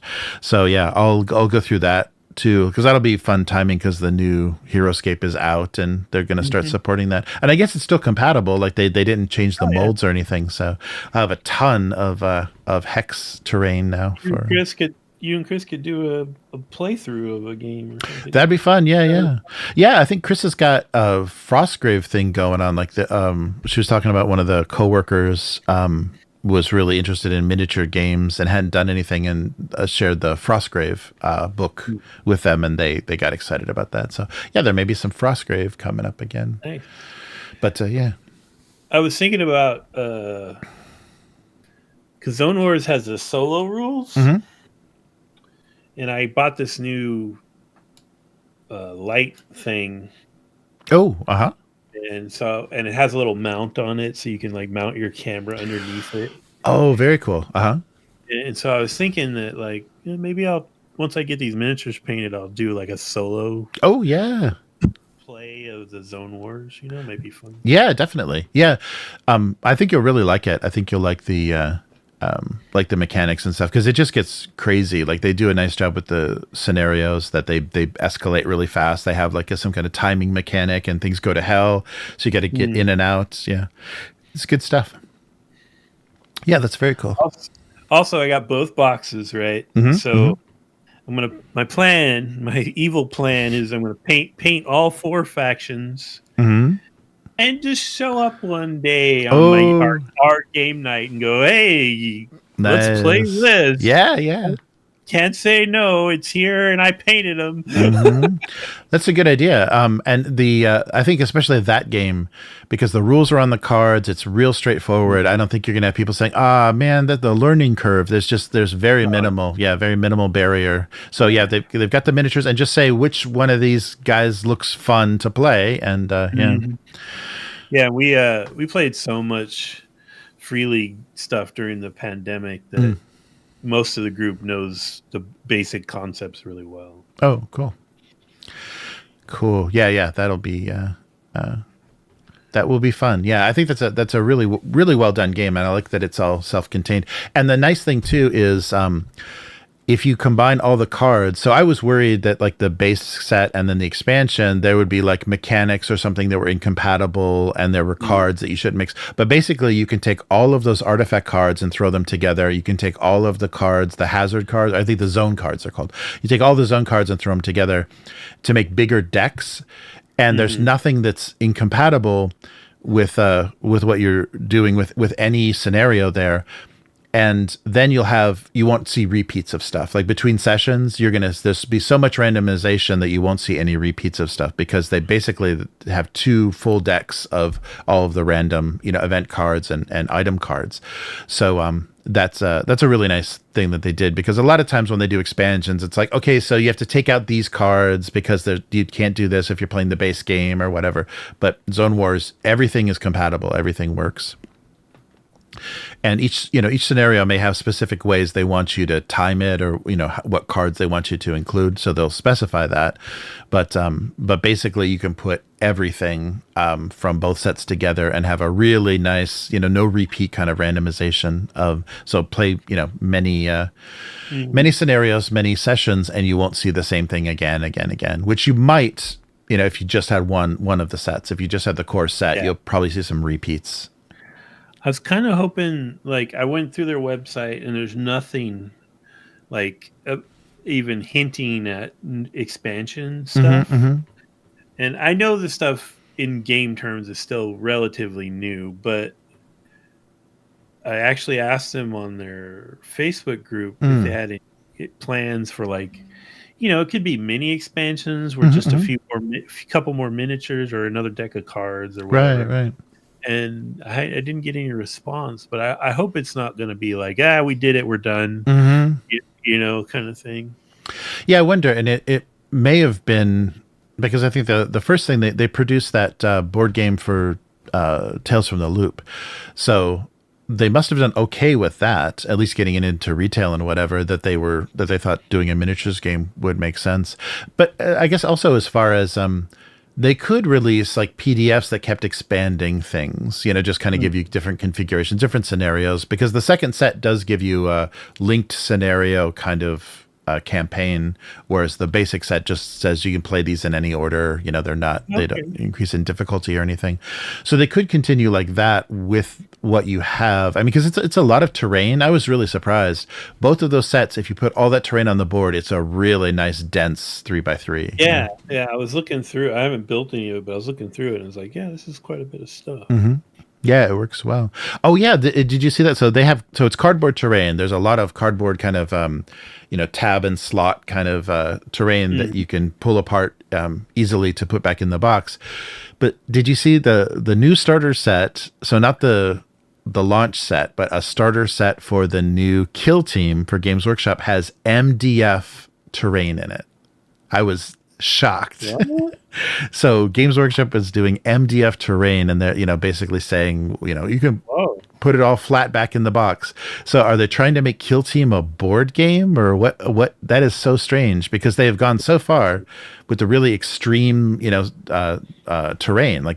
Games Workshop is doing all that Chinese heavy duty plastic terrain to build really complicated boards, but with this starter set. And the thing is, they keep recycling shit. It's really frustrating because the starter set for the new Kill Team rules, it's Space Marines and Plague Marines. So I think it's basically Ultramarines versus Nurgle, and the miniatures are from those random box sets that I think were first released in Japan. So they did eight sculpts of Space Marine heroes, I think they called them, and then they did 8 sculpts of Nurgle Death Guard Marine heroes, and those are the miniatures that are included in the starter set. So it's stuff you haven't seen before and stuff that's really hard to get because you'd have to buy a case of these individual boxed the hero things that were mostly done in Japan. That's very Japanese style, a blind box kind of random toy thing. So that's what's in the starter set. And then the terrain that's included is MDF terrain. It's printed on, it's got color printing on it, but it's MDF. Games Workshop is doing the cheapest. It's going to be the most expensive MDF terrain probably ever made. If you buy it separately, it's probably going to cost a fortune. But I was really surprised. You guys are stepping on the bargain, skirmish game guys' toes by doing MDF, because that's what the cheaper guys have to do. Yeah, but they're charging more, so right. They'll make up for it. Yeah, but that was weird. I was wondering what brought that on, and then they said, sorry. No, go ahead. Oh, it's made me think of back in the Mordheim days. Oh yeah. Do you remember that terrain? Oh yeah. That was this glossy cardstock walls and plastic joints kind of thing. Right. I think Necromunda had that too. Yeah, there were a couple, and even Warhammer Fantasy, I think, did some card stock buildings, if they produced their own stuff. Yeah, so they have a history of that back when they were just little, not the 800-pound gorilla, Yeah. 900-pound Yeah. gorilla. So it's funny that they're kind of going back to that, because they should have done that all along. That should have always been there. Should have been, okay, this is for the rich boys in the UK, and this is for everybody else. The poors can play with MDF, and the spoiled kids, trust fund kids, can play with the plastic injection terrain. But yeah, that's interesting that they made that. But that's what, yeah, you're right. That's where they came from. Cardstock terrain was like a thing for their sets for a while. And I saw also too, they're building another factory, I think in Nottingham. So another factory in the UK for like paint production or something. So I guess that insanely expensive paint is selling well enough. They're building their own factory for it, or another factory for it. Crazy, because it seems like they're only getting more competition within the paint market. There's so many brands of miniature paints now that. Yeah, but maybe they just have such brand loyalty, and if you're buying your models, and then the paints are right there, and they tell you on the box Nurgle green. Okay, I'm gonna go get my pot of Nurgle green or whatever. They gotcha. Yeah, I could never make it as a Games Workshop kid. Like all the restrictions and requirements and expectations for how you paint things. It's just not for me. Like I was literally, when I'm painting these Zone Wars guys, you have these cool cards, and so I was kind of using those as a reference when I was painting, but there's no way in hell I'm going to be like, oh, it must look like that. Right. That is one. I don't paint that well, so that's a problem. And two, it offends my inner punk to be told I have to do that. Yeah, exactly. Yeah. That's true. Like a paint by numbers thing. Yeah, the paint guides and stuff are like, very very strict. Yeah, that's funny. I haven't touched the models as far as painting. Does the what they did with the sun drop, what was it called, the priming kind of thing they did, does that work as primer? Can you paint over that pretty easily? Oh, good. It's holding. It's good. The yellow guys, I should have primed them again. Yeah, that's not a good, because yellow fights you all the way. Fuck you, I'm yellow. Right. So there will be, there will definitely be some washing and dry brushing and trying to de-yellow them a little bit. But yeah, oh well. Like I said, not a good painter, so it is what it is. Nice, but definitely pulling out a painted game is going to inspire people much more to play that. Oh yeah, totally. Yeah, very good. Oh, Orcus is saying. Is that what? Oh yeah. No, go ahead. The Solomon Kane was Kickstarter only and wouldn't come to retail. Yeah. Right. Yeah. So yeah, that's right. We were talking about former the former game company that just became liquidated. Yeah. I never played the Solomon Kane game. It sounded like an interesting idea, and I from what I recall, people were way more into that idea than the company. Who was that company? The old board game company that did the Conan board game, not the newer one, not the one from Italy or whatever. This is like a more traditional board game. And people hated that one because it was really just Conan was this force of nature that would come in and screw up the game, kind of, and it wasn't really about Conan so much. Yeah, it was interesting. That's a shame though. If there, so whatever stock is at retailers, because that's the thing where they, a lot of these crowdfunder games, their expansions mysteriously show up at some of the online retailers. So I think online retailers buy some, warehouse stock or whatever. So some of the stuff that is supposed to be crowdfunding only does show up, but that means that's going to be it. So any expansions for any of their games or anything, if they were able to produce them, they're going to be in real limited quality. I'm sure there's people scooping that stuff up right now just so they can, jack up the price and resell it. Because there are those completionists that like, oh, I wish I had. No, you don't. No, you don't. You really don't. But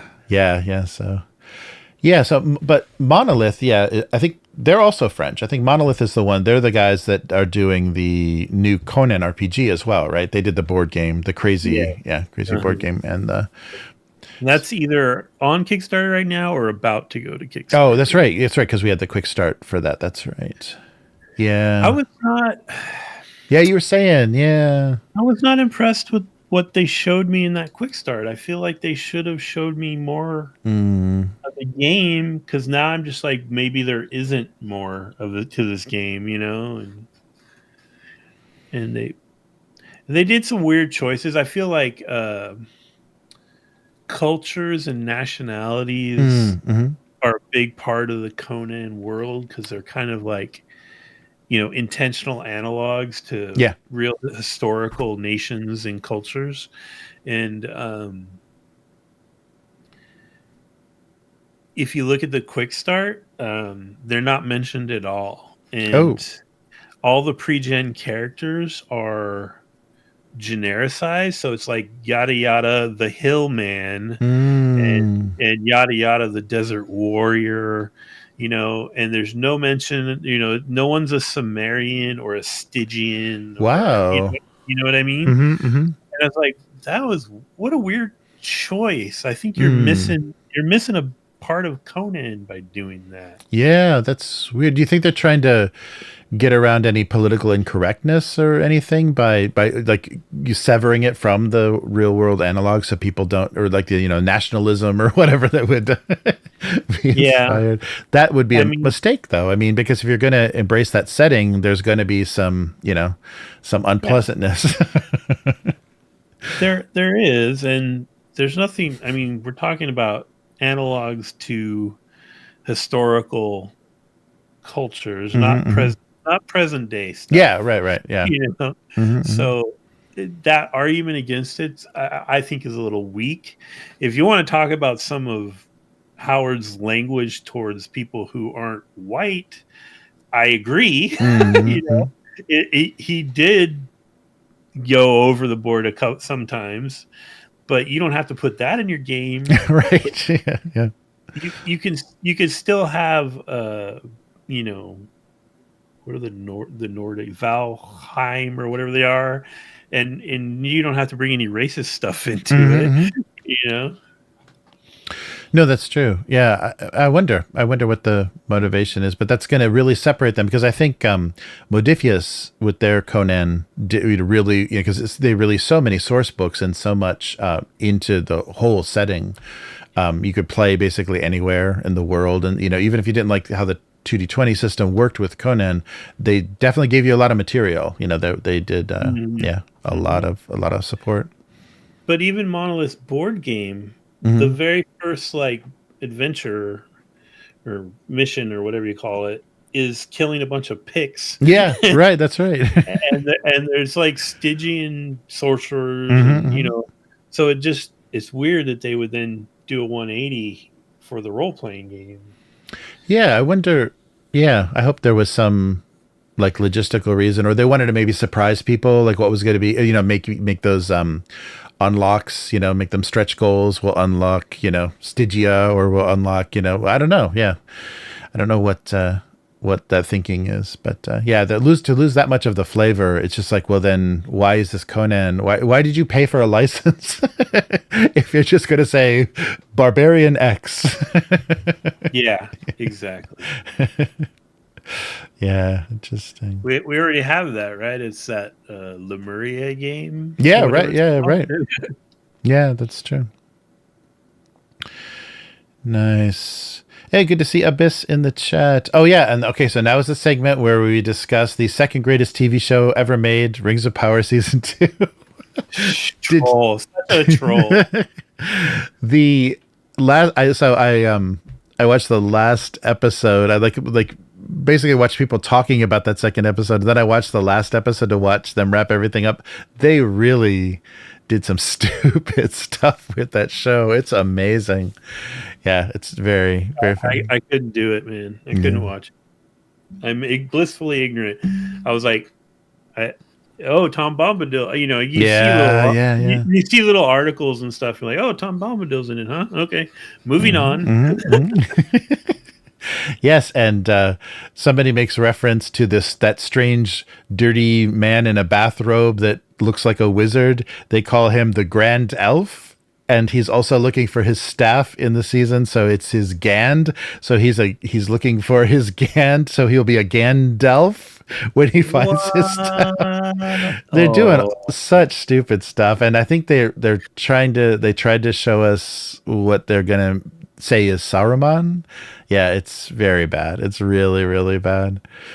But I would be really surprised if they get to 5 seasons, because I think that's what the license is for. So 5 seasons. If they get to 5 seasons, that'll be amazing, because they're so out of steam already. And see, I feel like that War of the Rohirrim is going to come out. No one asked for it, but it's going to come out, and it's going to be action packed and bloody, and everyone's going to be like, "Oh, okay, this is interesting." Right, right. And then, you know, the contrast between that and Rings of Power, I think is going to be pretty big. Yeah. The only thing that frustrated me is it feels very Japanese, like it's very Japanese anime version of Tolkien. Yeah. So it's like I hope that works. I wonder if that's going to work well. Yeah. But I guess Rankin Bass was all animated in Japan. Like all that stuff is actually a Japanese studio. All the Rankin Bass Lord of the Rings. Yeah, the style doesn't really look like a lot of anime, but yeah. Right. Yeah, and already Games Workshop, I guess they still have the Lord of the Rings license, so they're doing miniatures of characters from that Rohirrim anime already in their Middle Earth, whatever, their strategy game. Their miniature game they just barfed out because because they've got the license. TV wise though, Silo season 2 is coming out soon. Oh yeah. I'm looking forward to that. And I just saw a little thing about this show that's going to be on Apple next year called The Gorge. Have you heard about that? Yeah, so they haven't revealed much about it, but literally the setup is there's an American sniper on one side of a gorge in an undisclosed location, and there's a Estonian sniper on the other, which is funny just thinking about, but on the other side of the gorge, and they've been told if something comes out of the gorge to shoot it, and that is the movie or the show. And I'm like, okay, that is nothing. You've given me nothing, but somehow I'm intrigued. Right. Wow, that's funny. I'm surprised. That's right. Orcus. Oh, that's such a terrible pun. Oh no, what? I didn't make it. Bilbo will get his name getting an invoice for a bow. Bilbo. Yes, everyone has to be named by something happening. That would be funny. It'd be funny to just try to do that. Yeah. For every character in the Lord of the Rings. That's funny. Wow, that's cool. I'm glad the Zone Wars. I'm glad you got Zone Wars, and it's gonna happen because it's a really fun game. I think you'll and the way it uses it's just ranges. You're not measuring inches. You're just measuring ranges and stuff. Yeah, that's gonna really help me with Will because he hates ruler games. Good. I got him to do Stargrave. We played a good number of Stargrave games, and he only bitched a little at the beginning. And this one will be even less of that, hopefully. That's good. Oh, that's right. We were being robbed of a second season of The Acolyte. That's true. And I've heard they're done with Mandalorian too. That there's no plans. They're going to do that movie, They're doing maybe. a movie, Yeah, yeah. but there aren't plans for another season. We're getting some more Ahsoka, though. I think. Yeah, there's another season of Ahsoka because it's a tie-in to the Thrawn movie. I see. Because everything has to be like Marvel now. Mm-hmm.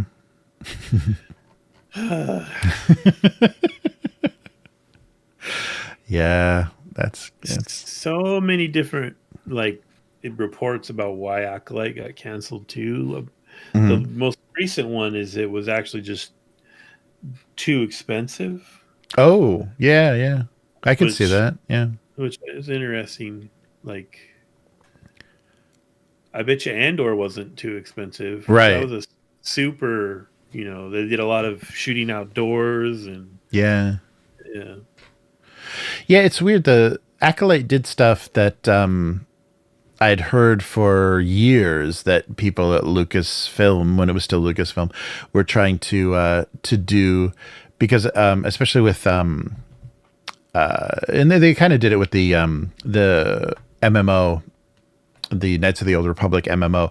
It's just 1 million people with lightsabers. So that was like what we got, aside from a video game. That was the first like Star Wars media where we had 1 million people. The prequels did that, but they wanted to I think there's people at Lucasfilm that think that's peak Star Wars when you have a bunch of maniacs running around with lightsabers. So they like that in the Acolyte, where they had the whole group of Jedi all pull out their lightsabers. Like, oh, there we go. There's peak Star Wars. And that is so stupid. I mean, it just ruins everything about that setting. If you like have time, like when you're painting or something, Mm-hmm. watch the Red Letter Media deep dives of Acolyte. Oh, yeah. They are brutal and hilarious. The one that sticks out to me is there's literally completely non-canon lore that they decided to make canon, where one of them says, a Jedi never draws his lightsaber except to do harm or whatever. And then literally like jump to the next scene and he's using his lightsaber as a flashlight. Right. Yeah, that's right. Yeah, it's just all over the place. It's a really weird, it's just as like kind of surprising, because I think the showrunner for Acolyte, or I guess the creator, like the writer director for Acolyte, her previous work was like Russian Doll, the streaming series. So it's like, why did they think she could do Star Wars? And then Rian Johnson did Looper. Like, what, they thought that was enough for him to do Star Wars? Like, what are you guys doing? They hire directors literally if they care more about if there's buzz around them. Yeah, I think you're right. Than anything else. Yeah, it's a name. Yeah, it's a name. Oh, they got a little heat. Get them. Better get them. And when they're still early enough in their career, they can bully them. They can have producers on set saying no. Yeah. Yeah. That cannot be easy. But I think you're excited for Skeleton Crew, though. You can't wait for the Orcus mentioned that. Oh yeah. I will do for it what I did for Acolyte. I will try it out. I will try it out. Yes. And if it doesn't make my head spin in the first episode, I'll probably watch the second episode. But yeah, it has a real Goonies tone. It really feels like the Goonies in Star Wars. Yeah. Which, I don't know. I guess if handled properly, it could be fine. I think that's the tone and what they were trying to say in Acolyte. Just, it didn't track for me. Like, all the Jedi stuff was weird and awkward, and I don't know. I think Star Wars is more fun when there's one or less Jedi around. Yes, they're like abortions. They're rare. Safe and rare. Safe and rare. That's right. And a business saying that with content there is no try. There is just content. You will consume the content. Oh my god. That's funny. What's your opinion? Okay, I had this discussion on Threads, Mm-hmm. and this ties into what I mentioned at the top of the chat. Is so the Discworld Kickstarter, right? Mm-hmm.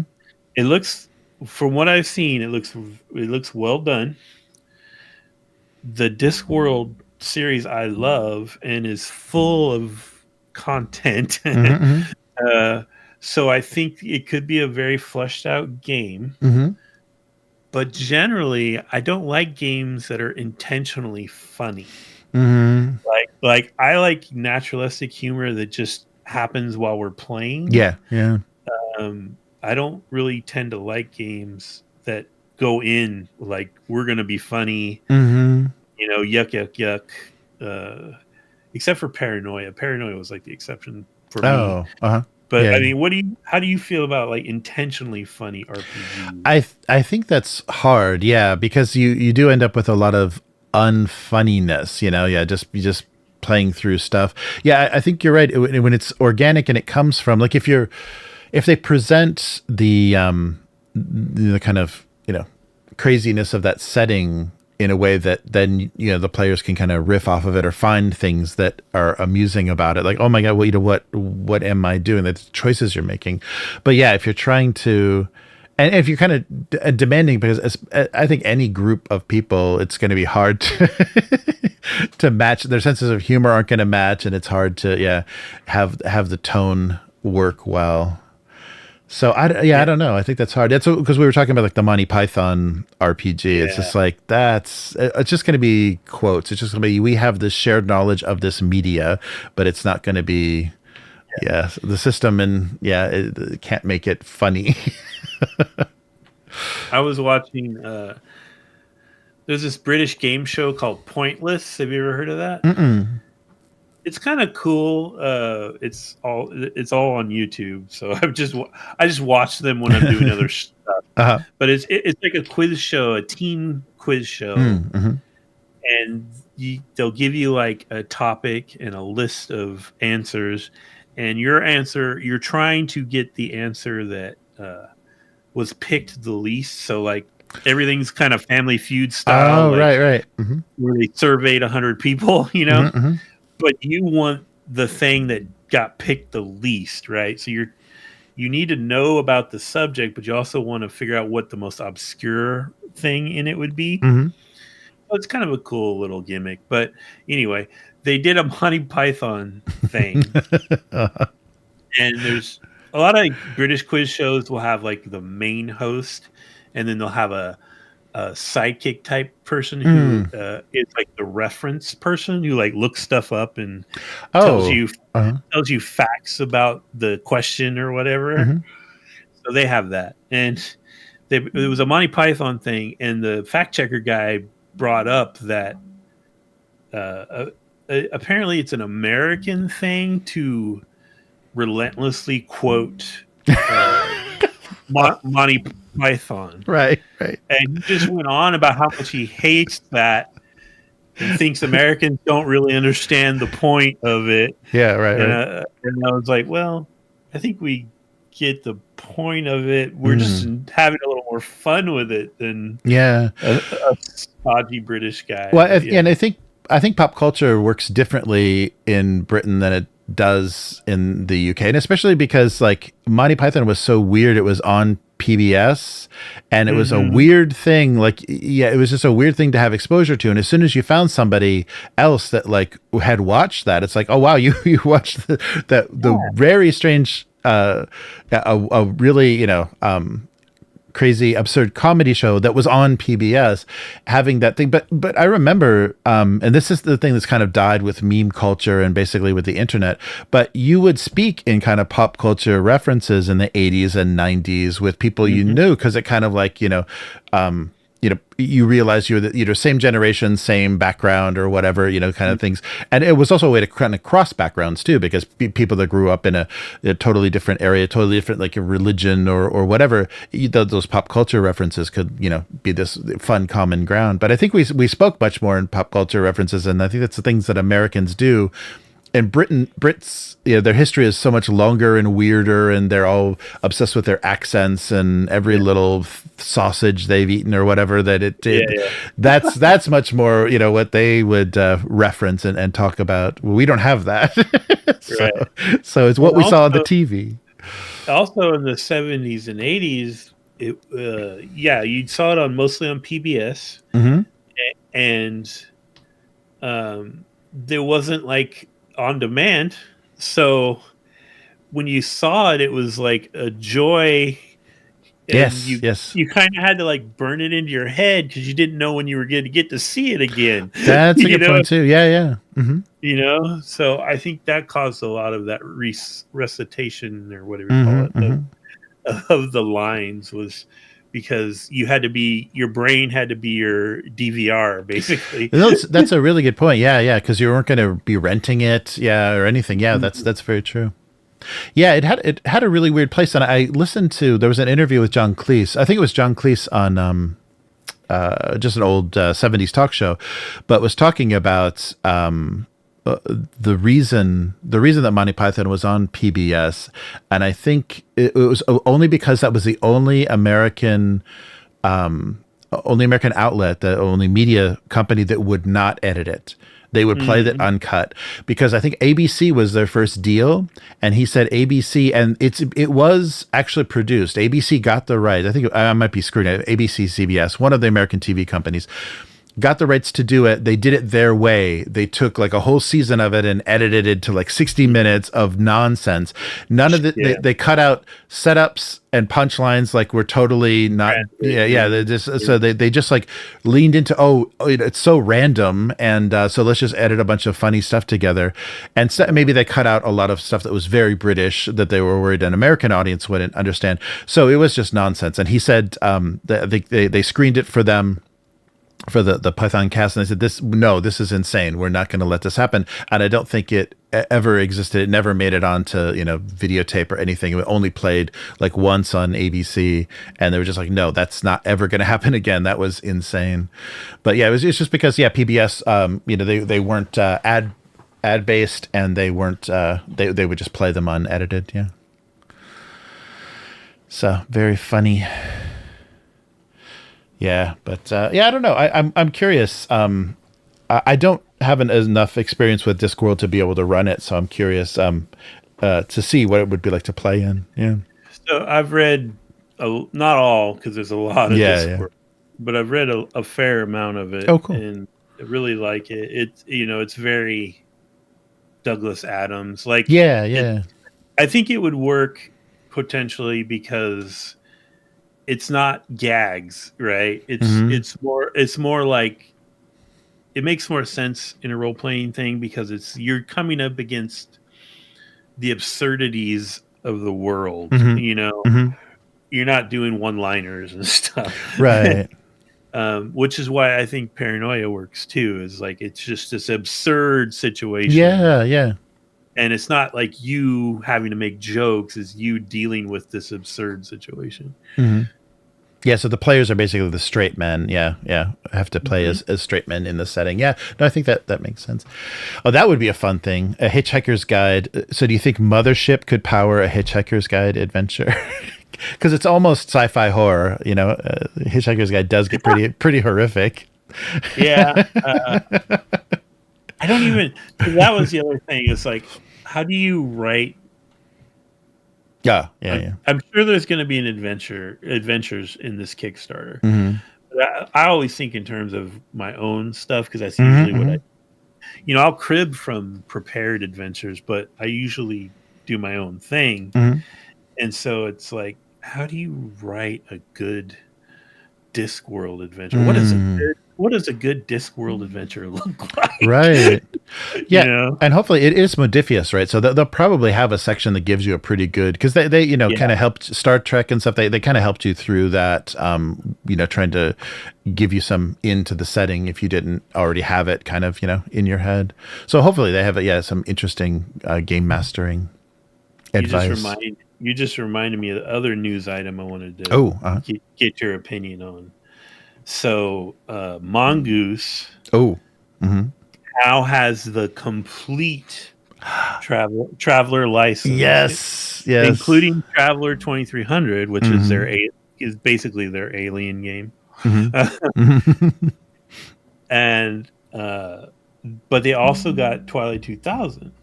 Oh, right. Because that's the same, it's all the old GDW Mark Miller stuff. Right.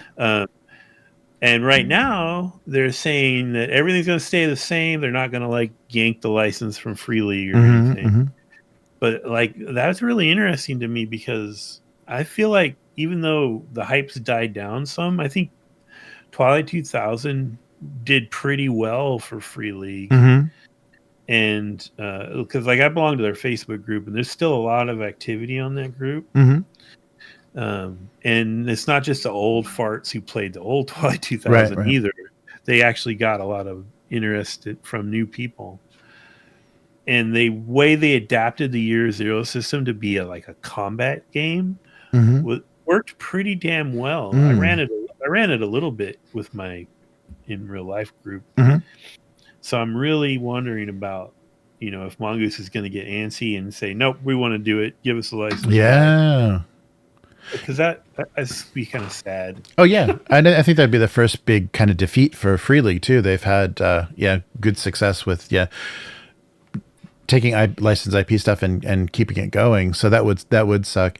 And the only thing that Mongoose, by doing that, the only thing that they would be serving is the older gamers that want it to go back to the older system, because that's what they would have to do is just go back to the older system and make it compatible with older material. That would be the only way that they would do something other than what Free League was doing. So I don't know. Yeah, because the old Twilight 2000, I played first edition Twilight 2000, and then I played the new one. I didn't play the in-between ones, but the old system was very crunchy, very counting bullets, very mathematical.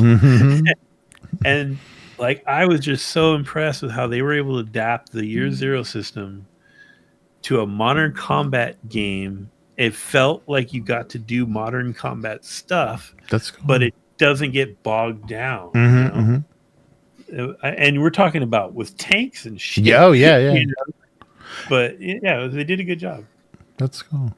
Yeah, that would be too bad. Yeah, I did see that news, and that made me think the same thing. As I hope Free League can maintain.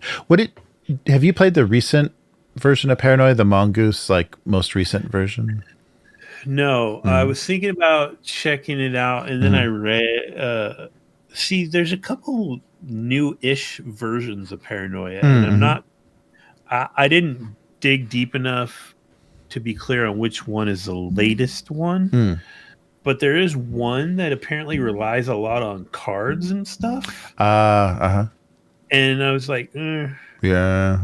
I mean, if I'm going to run this, it's probably going to be with you and Will and Terry. And I don't want a game with a lot of doodads. Yeah. If we're going to play it online, No, that's true. That would. Because I would love to run that Jiangxi Blood in the Banquet Hall. Yeah. But that is apparently 1 million almost board game like accessories. Really? Wow. And I thought, well, that wouldn't really work. Yeah. Someone would have to build that out in Tabletop Simulator or something if it's got a lot of moving parts. Yeah, that's too bad. Wow. Oh yeah, Abyss brought up the Pirate Borg. I saw that they were doing a starter box and stuff. It was very tempting, but it's pretty pricey. The Pirate Borg stuff. Yeah, some pretty maps and some nice screens. Yeah, it looked beautiful. But I was talking to Matt before the cast. I've been getting killed with taxes. I think Japan opened some new category or something where printed gaming materials is what it says on the customs sheet, and they kill me with almost like a 30% tax in some cases. Like between it's for like $100, it's like $20 to $30, depending on maybe what's in there. But that is the nonsense because the shipping is already horrible. The shipping already punishes you, and they're going to add tax onto that. So they're really trying to keep people from importing that kind of stuff. Yeah. So when you because I'm a much more typical American, I've only been to Mexico and Canada. When you show up in Japan from the States with a luggage full of shit, yeah.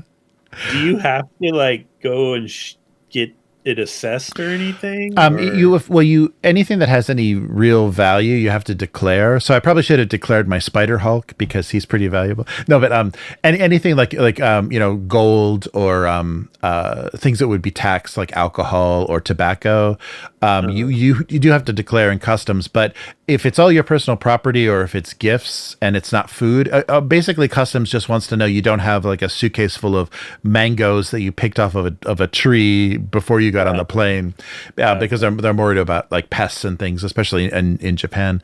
But as long as it's not food, they're pretty neutral about it. And it's I forget the thinking, but you do have to be careful. Like if you are bringing something valuable into the country with the intent of selling it, then you do have to declare it so that it can be taxed, so that there's not going to be any shenanigans, or they can't go after you if the sale is significant. That has to be taxed. That's the thing that they're most frustrated with, I think, with foreigners. Japan most recently is taxation, and they're even threatening people's permanent residence visas in Japan. So if you've been living in Japan your whole life, you have a permanent visa, but you haven't paid taxes, they're considering rescinding it. They're considering taking it away because you're not helping. you're only eating up resources. But yeah, it's kind of, so I was worried because there was a lot of stuff of like various value, different like media and stuff. Like I told you, I brought a bunch of like laser discs back and stuff. So I was worried that that kind of stuff. But I think that doesn't have any real value and any real interest. So it's not like every bad sketch show where you have to walk up to the desk and put your suitcase on it and open it for them. Yeah, my last domestic flight though, it was really late, so there was no activity in the security at all. So it was like about 8 people just sitting around with nothing to do. They're young Japanese people with nothing to do in the security. So they ran my bag like 5 times through the X-ray because I had this big backpack as my carry-on. And I just stuck a bunch of crap in random pockets, and they wanted me to pull out every electronic device. And I had like my Wonder Swan color and a little LED flashlight. Like I had all this random stuff that at the last minute I'm just throwing into my carry-on, and they ran it through again and again and again. So I thought for sure they were going to they were going to catch me on something and say, oh, you need to declare this or whatever. But yeah, it was nothing. But they were obviously so bored. Yeah, it was so funny because every little electronic thing they found, like, okay, we want to run this again. Like, okay, yeah, that's fine. God. Yeah, but that was funny. I think it was just out of boredom. They were just like, well, this is something to do. We can harass this guy. But yeah, it was funny. And I in kind of the chaos of packing before I left, I put a Swiss Army knife in my carry-on. And in Missouri, I went through security, and they're like, we have to take a look at your bag. And so I had, it was gone through thoroughly there, and they found that pocket knife. Like, oh, sorry about that. Yeah. I wasn't trying to sneak that onto the plane. I had no idea, where I stuck that. But in the early 2000s, somehow I got on a list. And I don't know what caused it. Like, apparently you can like demand information about that kind of thing, but I didn't bother. But it was literally like 4 trips in a row. over the course of years, Oh, go through security, pull me aside, they give you that. You ever seen that? It looks like a CD size cloth thing that you rub your hands on, and then put it in. And they put in a little scanner to check for, I don't know, bomb making materials or something. Right. I had to do that like for years. Wow. And then one day it just stopped, and it was like, okay. So there's probably like a Matt Robinson somewhere who freaking blew up a car or something. Right. Yeah, you just happen to be from the same city or whatever. Yeah, this guy that, that's crazy.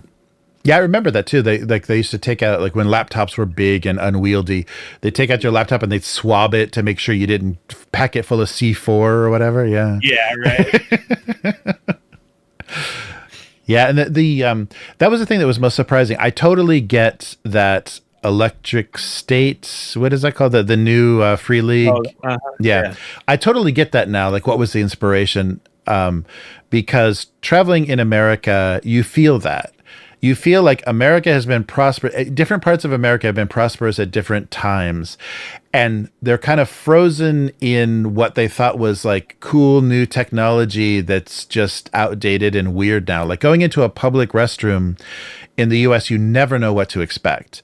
Like everything is going to be like hands free, or there's going to be some weird, like there was one sink that was kind of like Japanese style where everything was motion sensors, and it was soap and water, and the hand dryer was all in the sink. So you actually just blow whatever's in the sink onto the front of your shirt, like trying to dry your hands. But like you come across so many like weird things that like, oh, this was really cool when you used to wave your hand in front of the thing and the paper towel would come out. And then I even found the one gas station had that. Do you remember that old like endless ring of fabric towel? No. I found one of those. So I was like, this is insane. Like different parts of the US How did that survive COVID? Yeah. Oh, geez. Yeah. Obviously, like, nobody even questioned it. Yeah. That's right.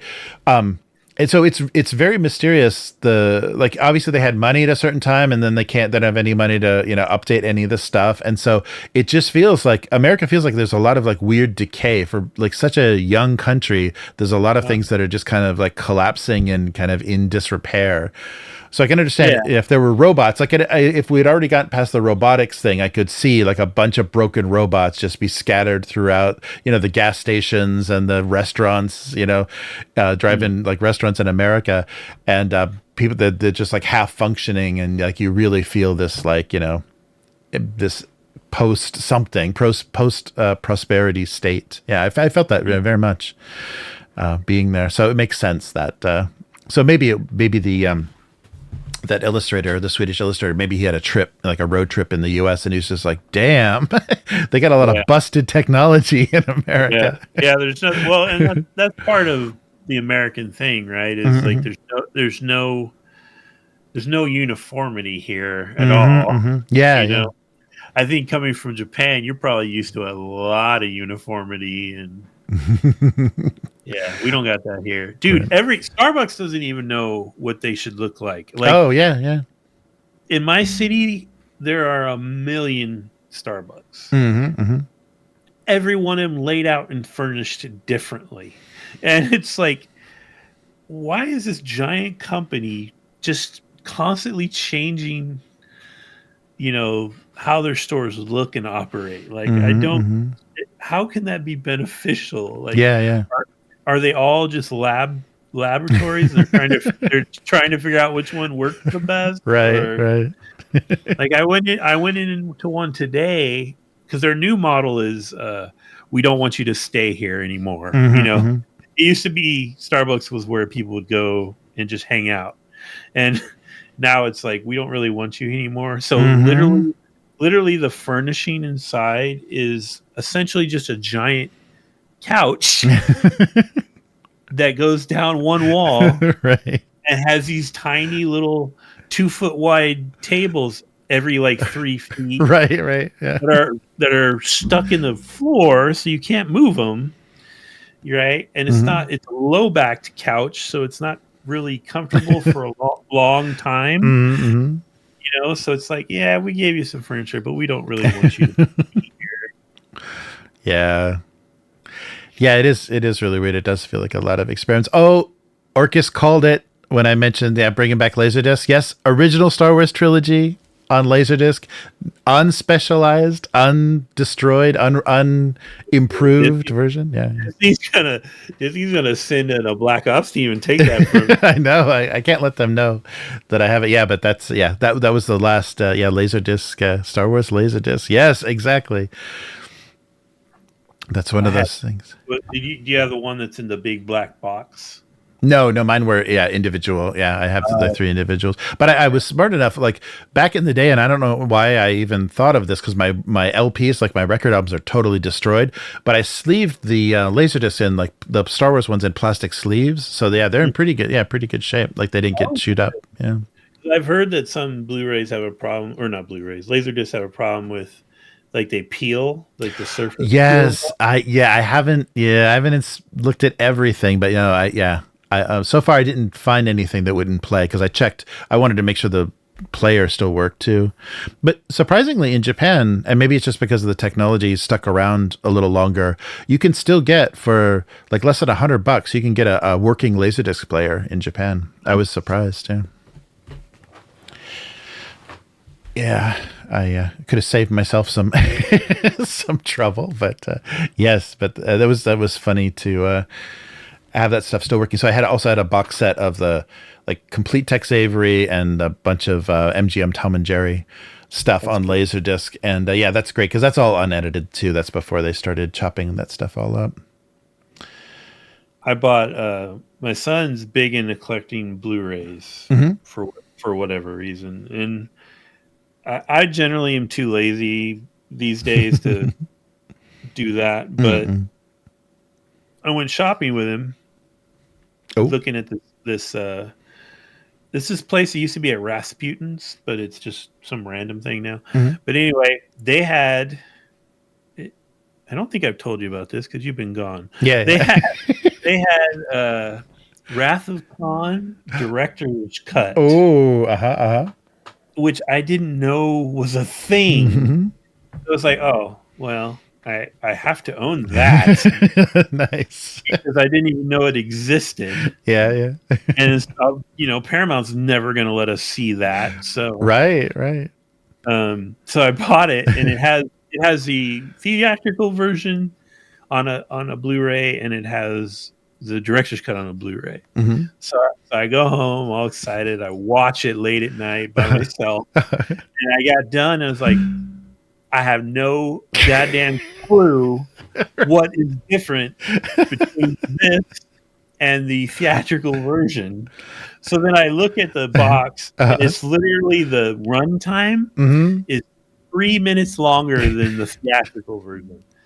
And so I'm like, okay, what did they change or what did they add? I don't remember anything. And all I can figure out is that I think maybe there's a scene on the Bridge of the Reliant with Khan and his people where he talks a little more to them. Oh, wow. Yeah. I think that's literally all there is different about it. Oh, that's funny. Yeah, because I don't remember that like being a famous, like they're famously being like cut scenes or anything. Yeah, that's so funny. But now I'm thinking, okay, well, maybe there's director's cuts of all those. Oh, yeah. Well, the first 4. You kind of lose me after the first 4. Right. I was like, oh, that might be fun to own all of those, but the director's cuts are probably pretty silly. Right. That's right. It must have been the reference to the Corinthian leather, rich Corinthian leather, and a really short guy in a white suit. Yeah, that's right. They do a little cross promotion there. Oh, yeah, that's funny. Yeah, that was something that I really had to kind of wrestle with too. Is that I think the younger generation is feeling a little weird about not owning anything, so they're going back to physical media. But I like witnessed the death of physical media. I mean, the Goodwill near where I had to get rid of everything has an amazing comic book collection, an amazing CD collection, an amazing DVD collection. Because I was just like, music is so hard to justify, like keeping CDs, especially because it's just like even like I had a bunch of like what they used to call like bootlegs or like pressed on vinyl, like illegal like live recordings of music and stuff. That stuff Yeah. is all on YouTube now. Like everybody that has their record has put their record collection on YouTube just for the clout of, you know, being the guy with the YouTube channel that has that on there. So much stuff I thought was rare and I'd want to keep forever. It's just like, well, I can still have access to it. Yeah, it's just, it was hard to kind of reckon with that because there is just no way for me, like storage is very limited in Japan. So there's just no way to have American style archives of media in Japan. Yeah. So it was, it was heartbreaking, but I was realizing, they've really pushed us to this and made you kind of like, I get, but then that means that they can take it away, you know, that they have complete control, then they can take it away anytime or edit it. Like they're talking about on streaming and stuff, like they just, without telling anyone, they could just take scenes out or redub lines in movies and, you know, they feel totally justified that they don't, you know, it's not the original version. Yeah, which I'm sure to like a director, it sounds like a cool thing to be able to monkey and rejigger things, but you know, you like a thing for a reason. Oh yeah. But yeah. Yeah, it's very funny. But that was that's a weird thing. So it makes me think a lot about, because I rescued a lot of my old tabletop stuff, the physical, because I wanted the physical stuff, the old maps and character sheets, and I have a spiral notebook that I don't know. I think I couldn't get anybody to Xerox the D&D, like the basic set character sheet for me.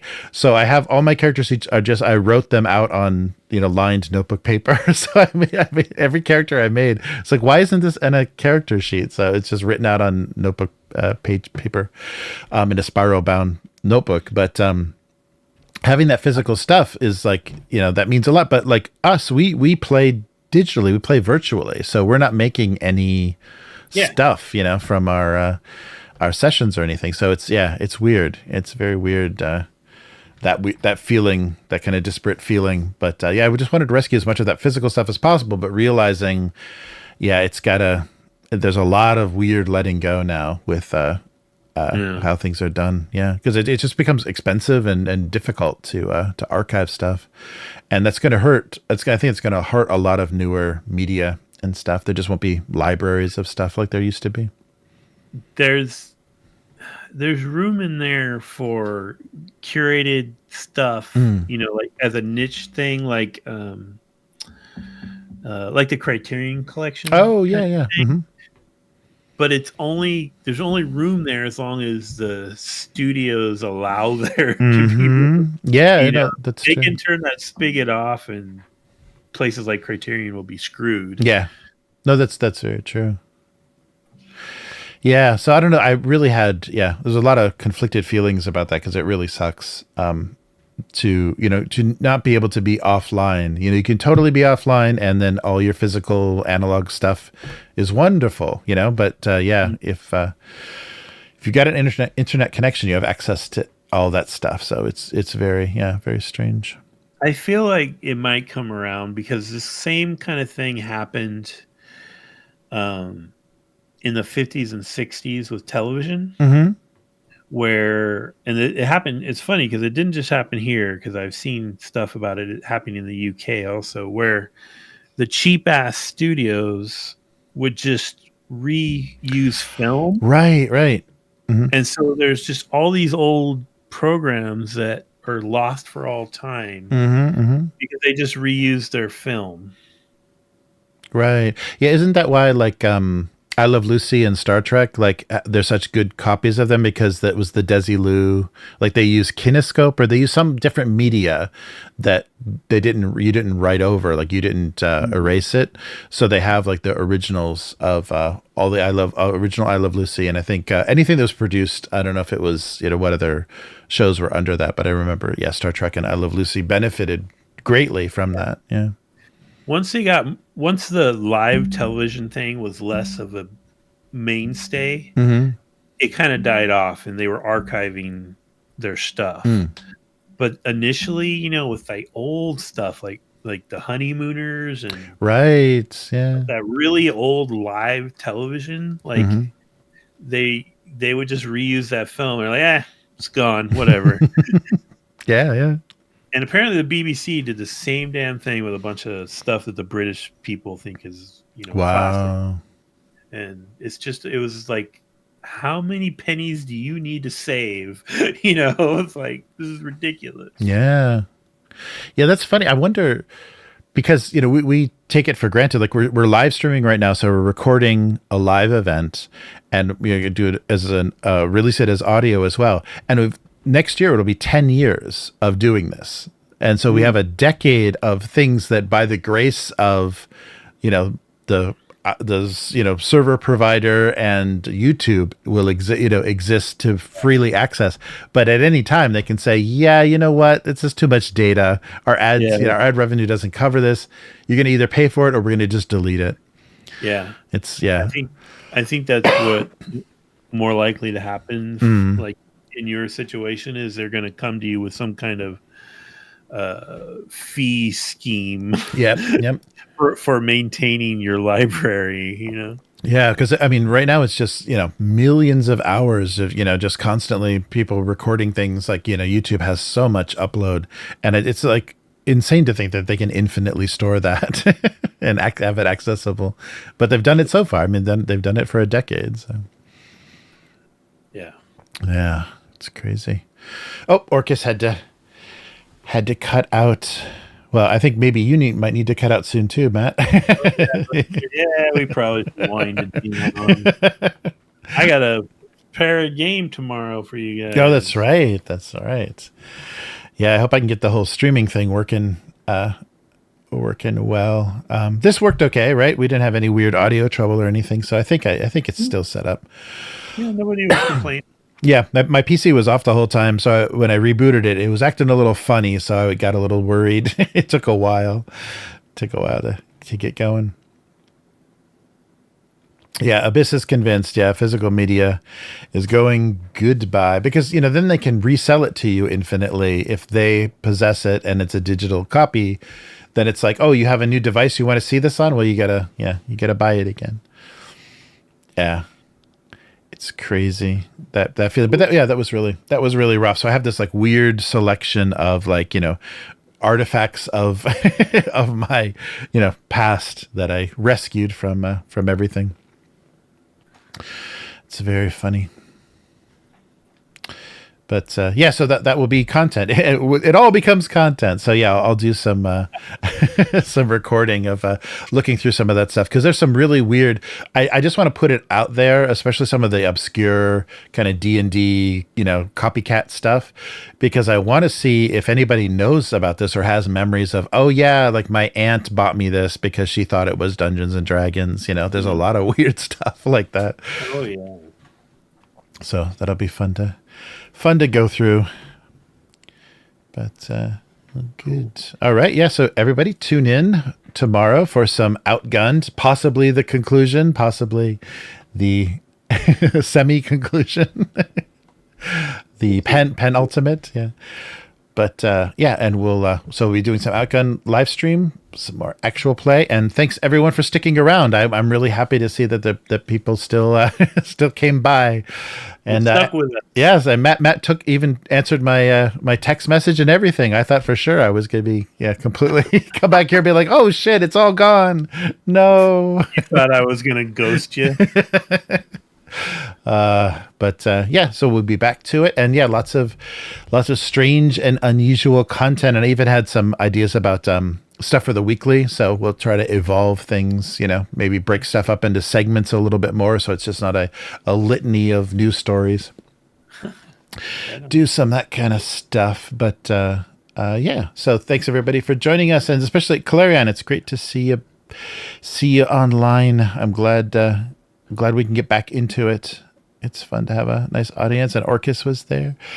And Abyss with the bad news and the trolling, making us watch streaming shows we never want to watch. we only got ghosted by Miguel, apparently. Oh, yeah, Miguel said, forget these guys. Screw these guys. 2 weeks is too much. All right. So, we'll be back again next week and tomorrow for some actual play. So go back to the 80s with us and see how these cowboys handle the pitfalls of Indianapolis. Yeah. All right. Thanks again, Matt. And we'll do this again soon. All right. Good night, y'all. Good night. Goodbye.